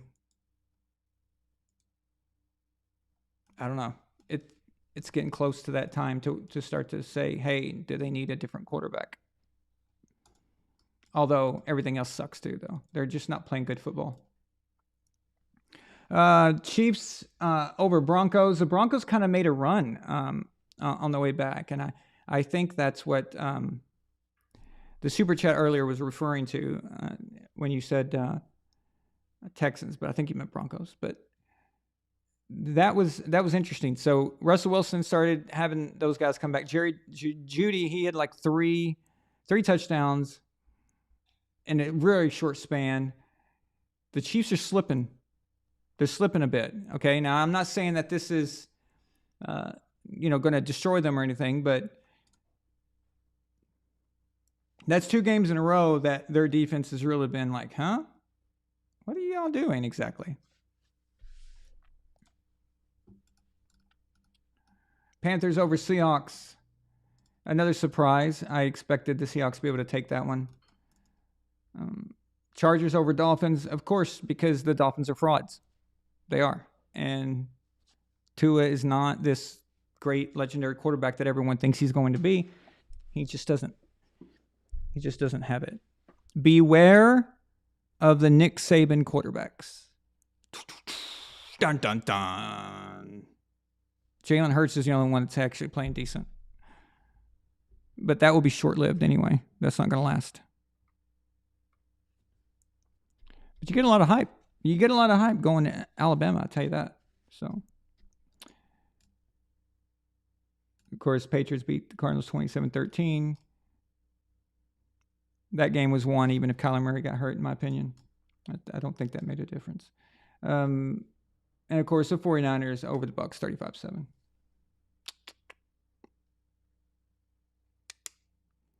Picked with my heart, not my head. I shouldn't do that stuff.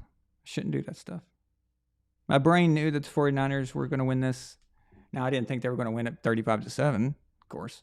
But where was that Todd Bowles defense? Where was that, the defense that everyone telling me? The defense is carried Tom Brady the last 3 years. The defense is the reason why they won the Super Bowl. Where was that? I'm just wondering.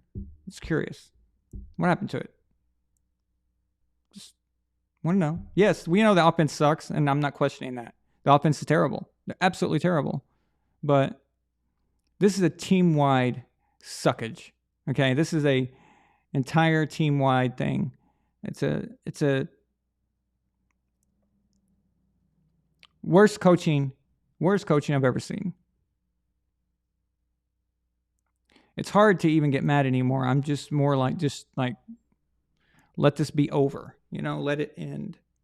I was wanting them to pull Tom, towards the end of the game in the fourth quarter. I was like, don't get him lit up. Don't let some 49ers third string linebacker come in and make a name for himself by taking out Tom Brady and retiring him. That was dumb. So another stupid coaching decision on Todd Bowles' part. But Todd Bowles in his post-game interview said that he was asked, are you disappointed that you couldn't win this game for Tom Brady's homecoming? Todd Bowles says, well, we don't play for one guy. Oh, really? I'm pretty damn sure that the 49ers played for one guy, and that guy's name is Brock Purdy, okay? The 49ers played for that kid. They wanted him to win, all right? And the Tampa Bay Bucs owe Tom Brady everything, and they should have played for one guy. And had you played for that one guy, you may have had a chance in this game, okay? So, no, you didn't care. You didn't care. You don't care. And Todd, with that attitude, and go watch the way he said it. He has no respect for Brady. He doesn't like Tom. There's something wrong there. Like, I think that he thinks that Tom's going to get all the credit. Credit for what exactly, Todd? Your team sucks. And guess what? Tom's leaving. He's leaving. And next year, your Buccaneers are going to be lucky to win 4 games. So good luck with that. No one's going to care that the Tampa Bay Buccaneers exist. All right? The only time we're going to mention Tampa Bay on this show will be to laugh at them by how bad they suck. All right? That, with all those weapons, remember, it's a stacked roster. It's a loaded roster. And next year, they're going to suck ass. Okay? So there you go. So that's what we'll be talking about, the Tampa Bay Buccaneers. I feel sorry for Bucs fans, okay? I feel sorry for Bucs fans who deserve better, all right? They deserve better. This is not right. It's not right. It's just, it's screwed up. How do you not get fired after a game like this? How does someone not get fired? Just make an example out of somebody. Somebody, anybody. I don't care. Fire the water boy and then make a big presser about it. Fire someone. At least show that you give a crap. I mean, Todd Bowles is acting with the stubbornness of Bill Belichick, but he's not Bill Belichick, okay? Yeah, Belichick cannot fire Matt Patricia and just keep going, and everyone's like, okay, well, whatever, it's Bill. No, Todd, you're not that, okay? You have to do something. You have to, you're not going to fire yourself, although I wish you would, but you got to make something happen, okay? So we understand that the offense isn't clicking, okay? We understand that. We get it. And things are not going well. But the guy has the motivation, okay, of a scarecrow, all right? It's just, does he know he's alive during a game? Have you ever, do you see guys last night? Did you see Belichick with his notepad in the first half? Oh, that sucked. Okay, well, we're not going to do that anymore. Ooh, maybe we should do more of this. He's just writing notes, taking down, watching everything. You know what Todd Bowles is doing?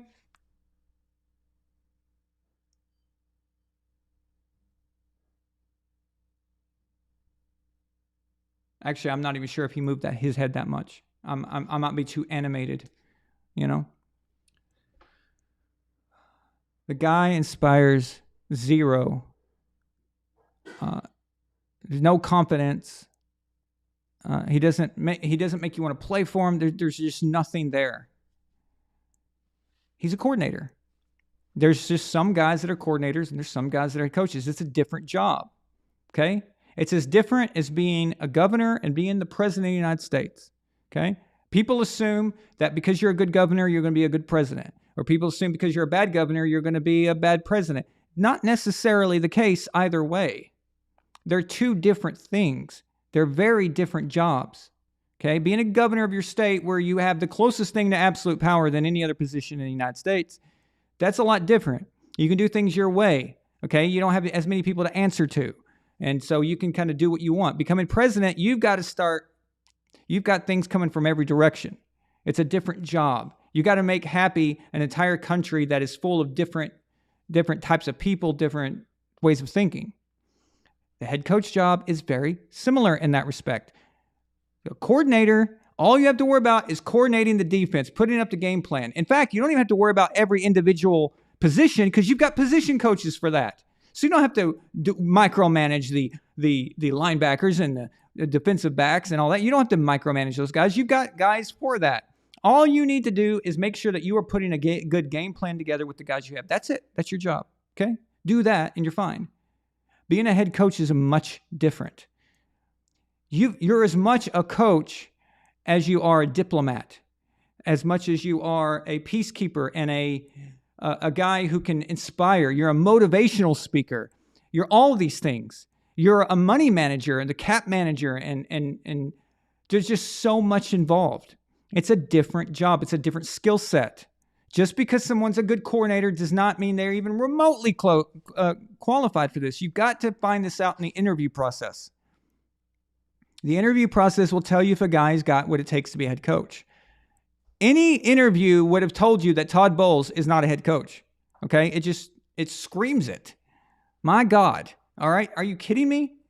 And just like so many of these Sean McVay clones that are coordinators, they're just coordinators. and they're giving head coaching jobs left and right. I mean, what are the parameters of these interviews? What are they looking at here? It just doesn't make sense. So, whatever. But Todd Bowles, he ain't got the head coaching gene. He's a good coordinator, terrible head coach. Big difference.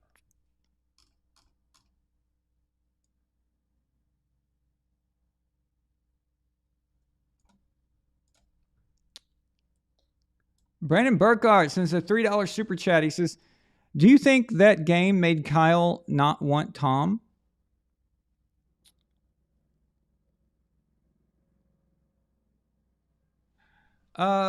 No. I don't think that would make a difference. If he's wanting Tom next year to go for a run, that I don't think that would make a difference. So that particular game. I mean, I know it looks bad and all, but that's just how good the 49ers defense is, and he knows his defense is really good. But if anyone knows, if we know what's wrong with the Bucs, they know. Okay?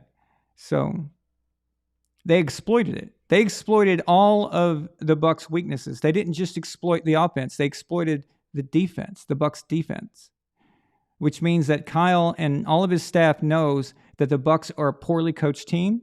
They're not prepared. They're not ready for anything, and they're going to consider that when they think about Tom. But it also depends on what happens this year with Brock. What if he goes on a run? What if he takes them to the Super Bowl? Then they're gonna do something else probably. So, but if they get bounced out in the playoffs again for want of a quarterback, then they might look into that.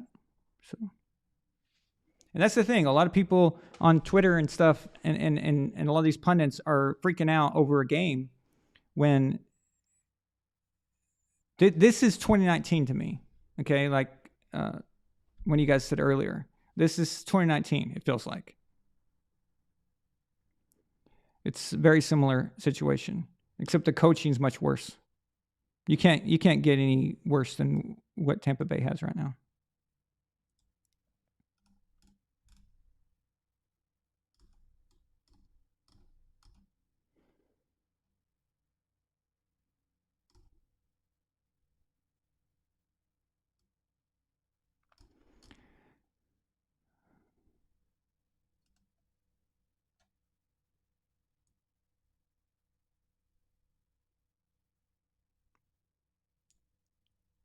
Okay.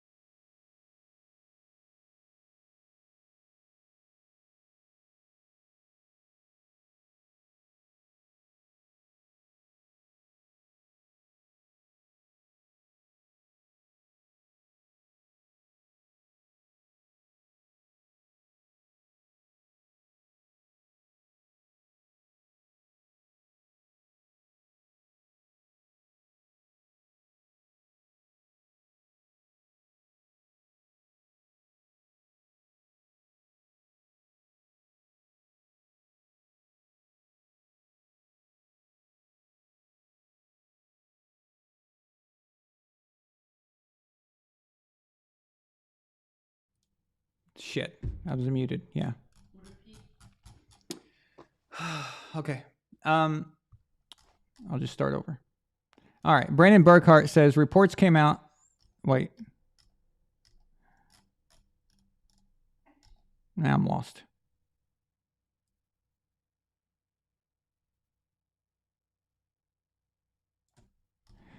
Donnie, they do know. Tampa Bay does know. If we know and San Francisco knows and Tampa Bay, it's ego. Okay. Todd Bowles, basically, here's the deal. Tom and Bruce Arians didn't get along. Bruce is pissed at Tom, and so he made Bowles his successor, and Bowles is loyal to Arians because Todd Bowles knows that Arians has got him the job. And there's that thing between them. And so Bowles is not going to give in and let Tom have his way. he's just not going to. And so he's being stubborn on purpose, and he doesn't care. He knows Tom's leaving, so he's just going to do it this way. And maybe he hurts Tom in the process. Maybe maybe Bruce Arians gets some payback, because everyone's saying it was all Tom, and now this is Bruce's way of saying, hey, you needed me after all, So, and then next year, Todd thinks that he's really going to do it his way and all this stuff. The problem, though, is that he's delusional because he's not a good coach. But that's probably, so they know that's the case.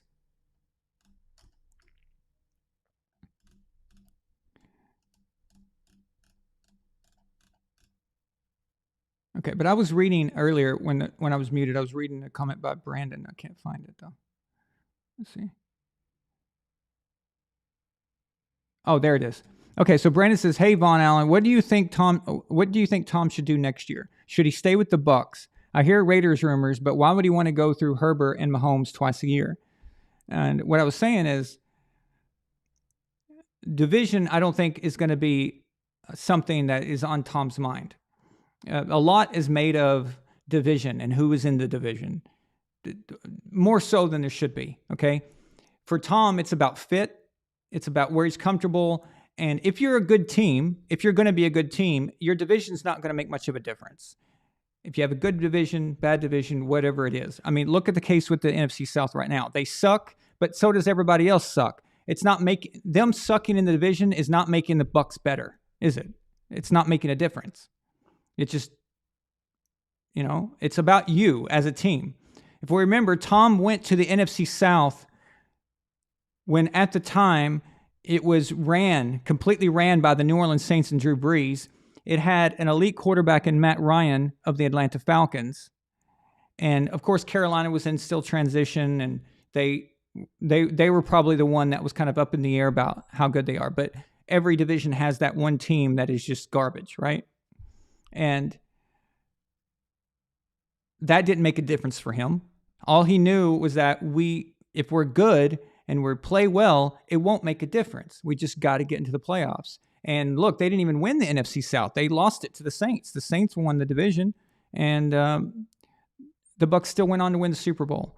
So I wouldn't think that other quarterbacks in the division would make much of a difference. Because, come on, you go into a division with Drew Brees and Matt Ryan. That's not exactly a good idea if what you're concerned about is other quarterbacks in the division. So if he wasn't worried about Drew Brees and Matt Ryan, he's not going to be worried about Justin Herbert's Chargers, okay, and Patrick Mahomes, who he owns when it matters most.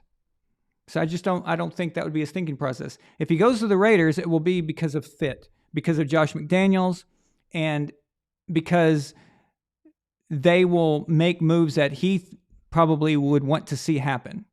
The Raiders, no doubt, is going to have to help their defense out. They're going to have to just get better on defense. They're going to have to make some moves.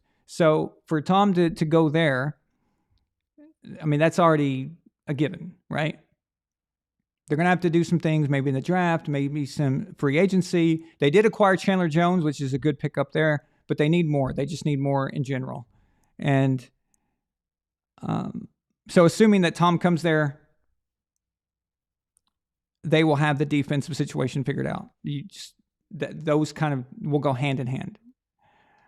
I saw that Jason had mentioned that something about Gronk. He said Gronk is coming back to play with Brady next year no matter where he goes. Gronk pretty much said it today. That's interesting. I'd like to know about that. I'd like to know more about that. So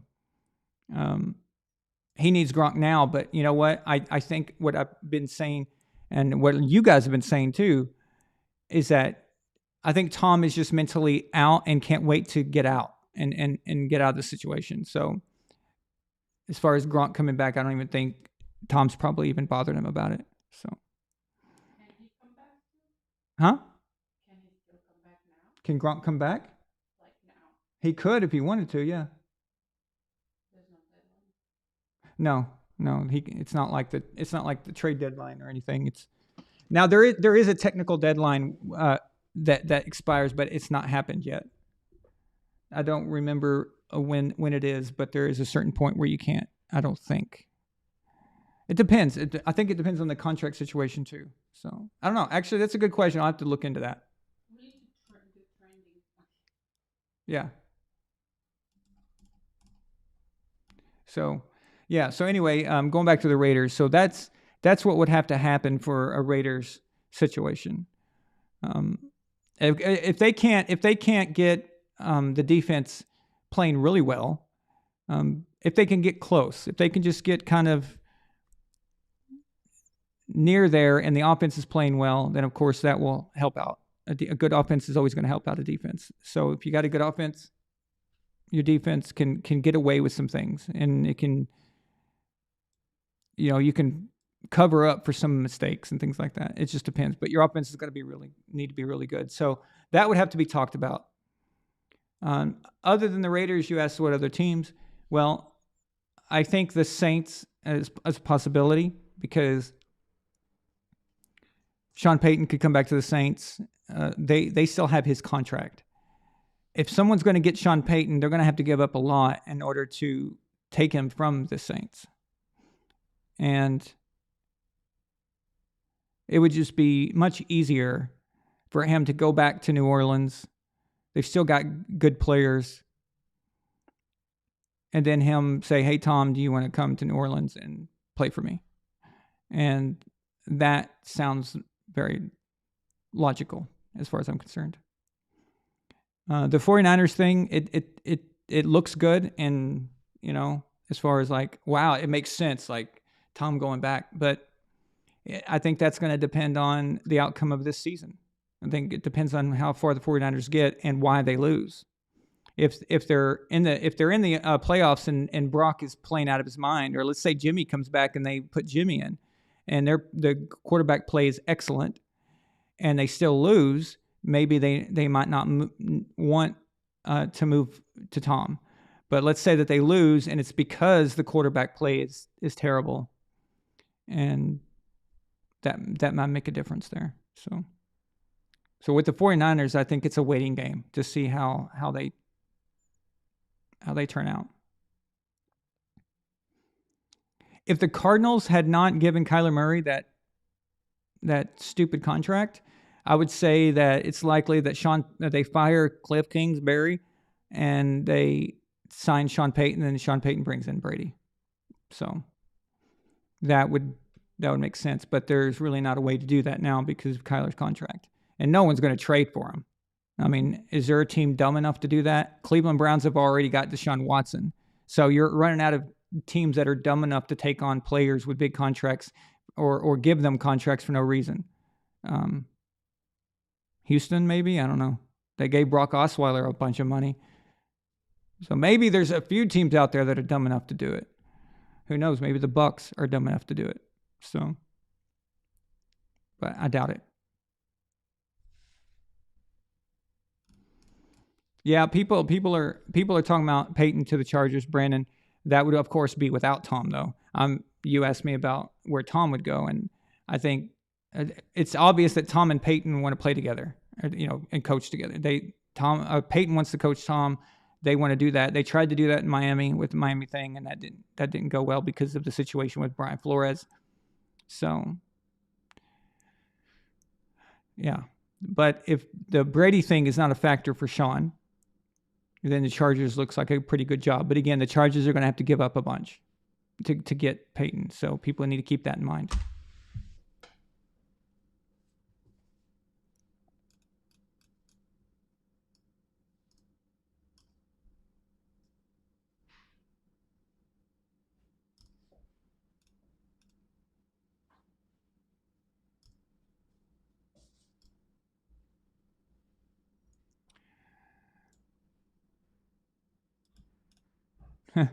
Uche and Judon are going to be great former Pats. Yeah, that's why I tweeted last night. I said Judon's playing his way out of New England because Belichick ain't going to pay any guy who's actually playing well. So,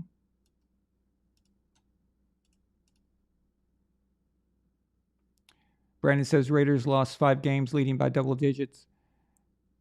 Is that coaching or Derek Carr? That's coaching. Yeah. Yeah. Josh McDaniels is not a good head coach. He's just not. He's a good offensive coordinator. Again, he's one of those guys. One of those guys I was talking about. It's a different job.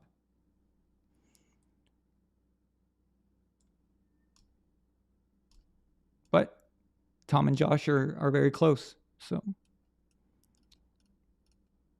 Derek Carr's a pretty good quarterback. He's just been on the Raiders, and it's kind of like the Matthew Stafford Detroit Lions effect. So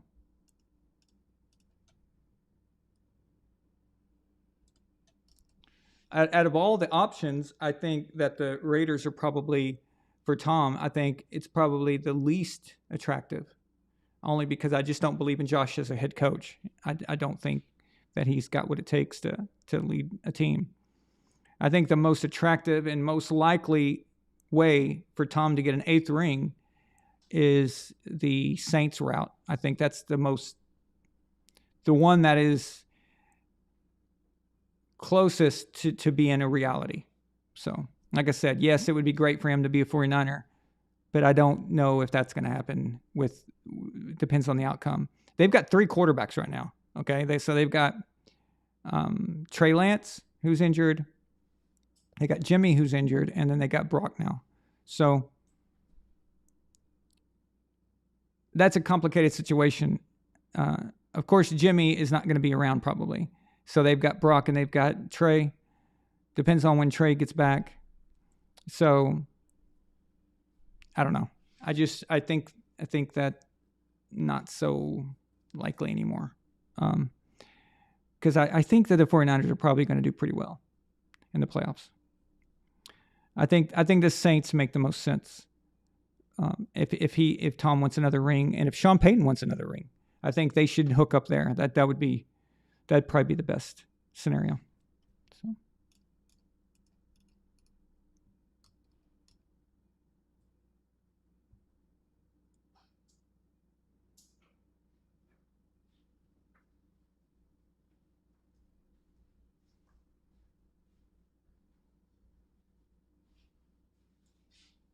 Now, Kevin, the Dolphins thing, that what I was talking about was previously. It definitely can't happen now. They had to go with a new coach, and they go ahead and they're going to stick it out with Tua and all that. But what I was referring to was the situation they were trying to make happen before.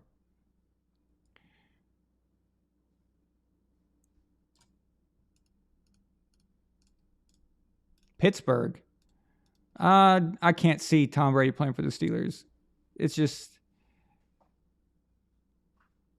I mean, again, it would have to be a Tampa Bay Bucs situation where he brings in guys from the outside with him. Then I guess that's possible. But right now, I don't know if he'd do that. And it's also going to be about the teams that would want to go with a 45-year-old quarterback. He would be 46, going into next year. And if they want to do that. So even when he was going around in 2020, there were just a few teams that were looking at that, and I'm sure they regret it now, but you never, these people never learn. They just never learn. So the Jets, there's no way in hell Tom Brady's going to play for the Jets. So.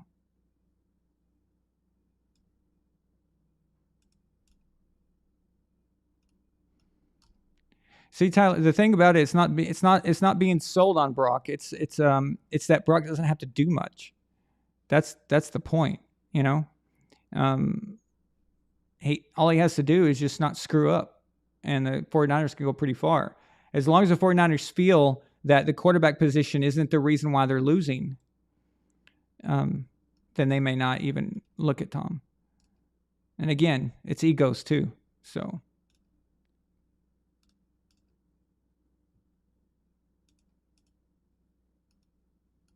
Donnie asked me, do you think Tampa might be afraid of being called racist if they fire the coach? I think that is a small reason, but some will say that if they fire him.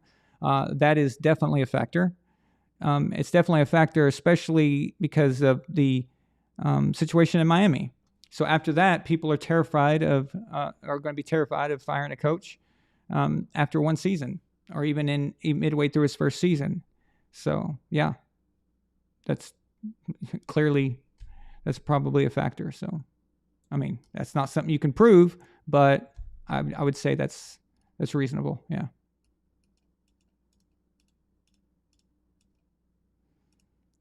Do I like the Dolphins coach?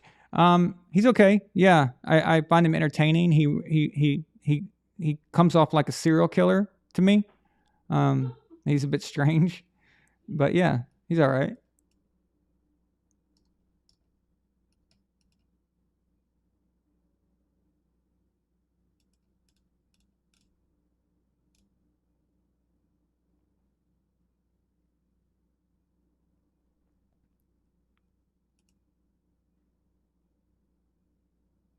Tom Brady on the Colts?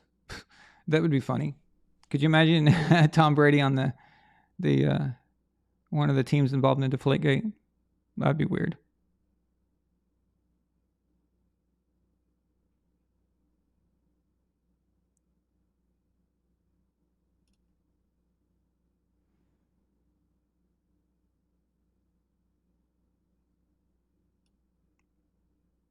The Cowboys thing is what I was trying to go with as far as a trade.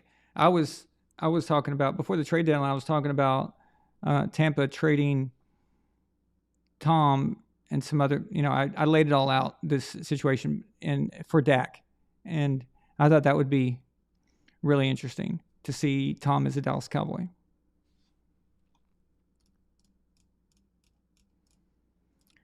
The problem with Tennessee is that they already declined him once, and I think that pissed Tom off. I think when his friend, he's like, "Hey, Mike Vrabel, you're my buddy. We won Super Bowls together, and you'd rather have Ryan Tannehill over me."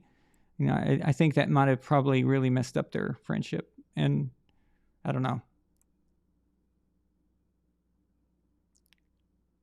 I mean, it would be okay, yeah. So.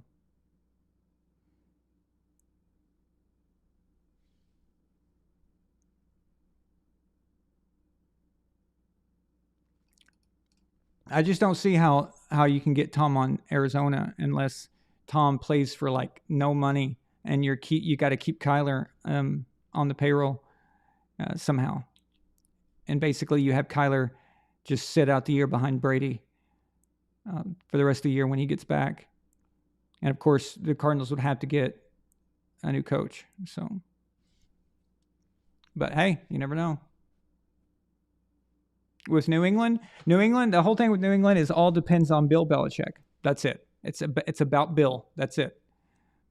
It's about whether or not Bill can swallow his pride and bring Tom back. That's it. That's what it comes down to. It's not about fit. It's not about a question of players. It's not none of that. It's not about would Tom do it.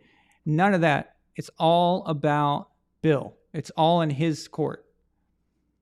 If it doesn't happen, it will be because Bill doesn't want it. That's it. That's the only thing stopping this. But that right there, for me, is enough to be very, very suspicious of it not happening.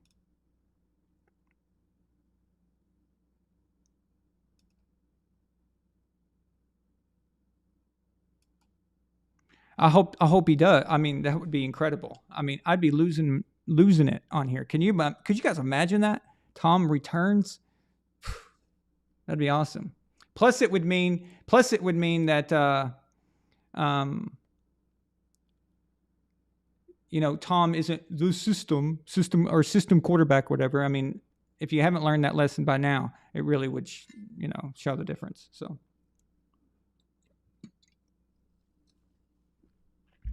actually, I would think more of Bill if he did do that, not less. I would think more of him. I would think that would be very awesome to admit that, yes, every great coach needs a good quarterback for the kind of run that you want to make. So, and then Tom can retire a Patriot properly and not just doing a little short, 1-day contract ceremonial thing where he actually will retire an actual Patriot, and that would be amazing. So, and who knows, maybe Robert Kraft can talk Bill into it. Maybe he can. Or maybe he brings it up and floats it and gets those two to talking about it. You never know. I don't want to be disappointed. And so I just don't think Bill's going to let that happen.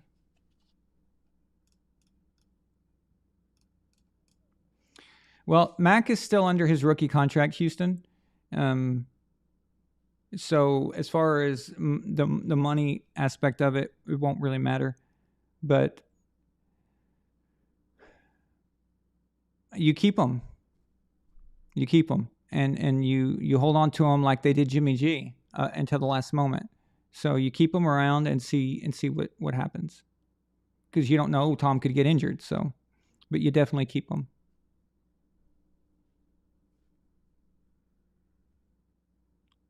There's a lot to learn, there. And Tom may be willing to be overly willing to help Mac because Tom knows he's on his way out. So he may do the Patriots a solid and really help Mac out more so than Tom probably helped Jimmy and other guys. So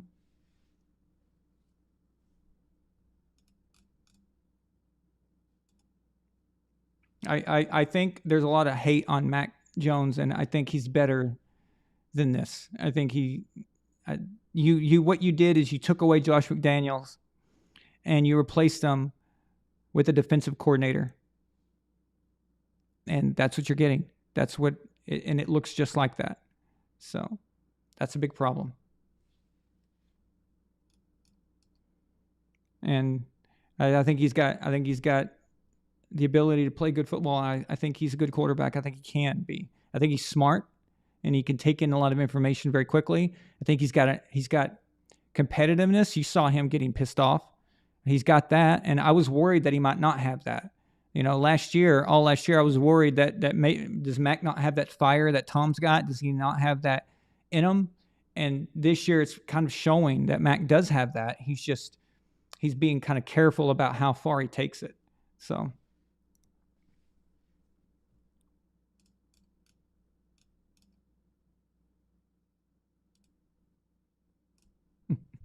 John Gruden.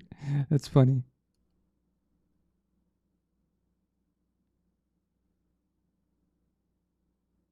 Do I know 100% if Brady's coming back next year? No. I know that he's coming back next year 98%. Sure. So, how about that?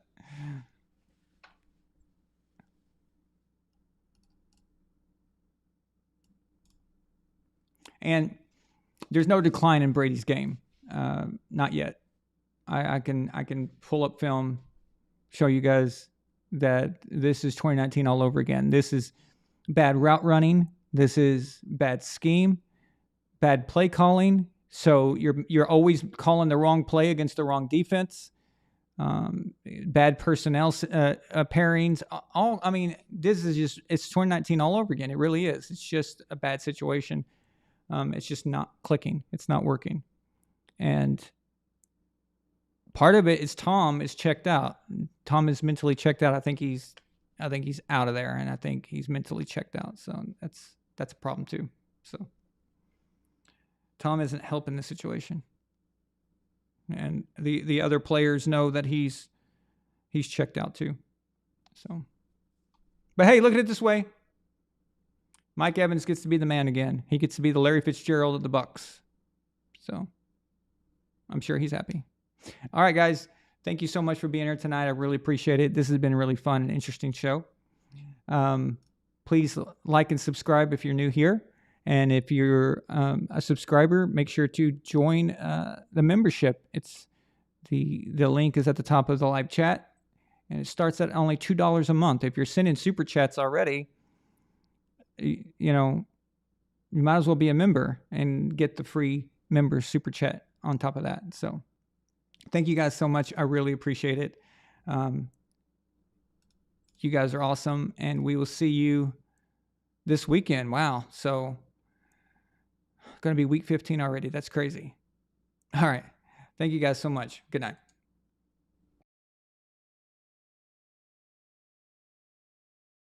This is Patriots linebacker, Super Bowl 49 champ, Darius Fleming, and you're watching VonAllen Sports. Real and honest NFL analysis. Subscribe now. Join the empire.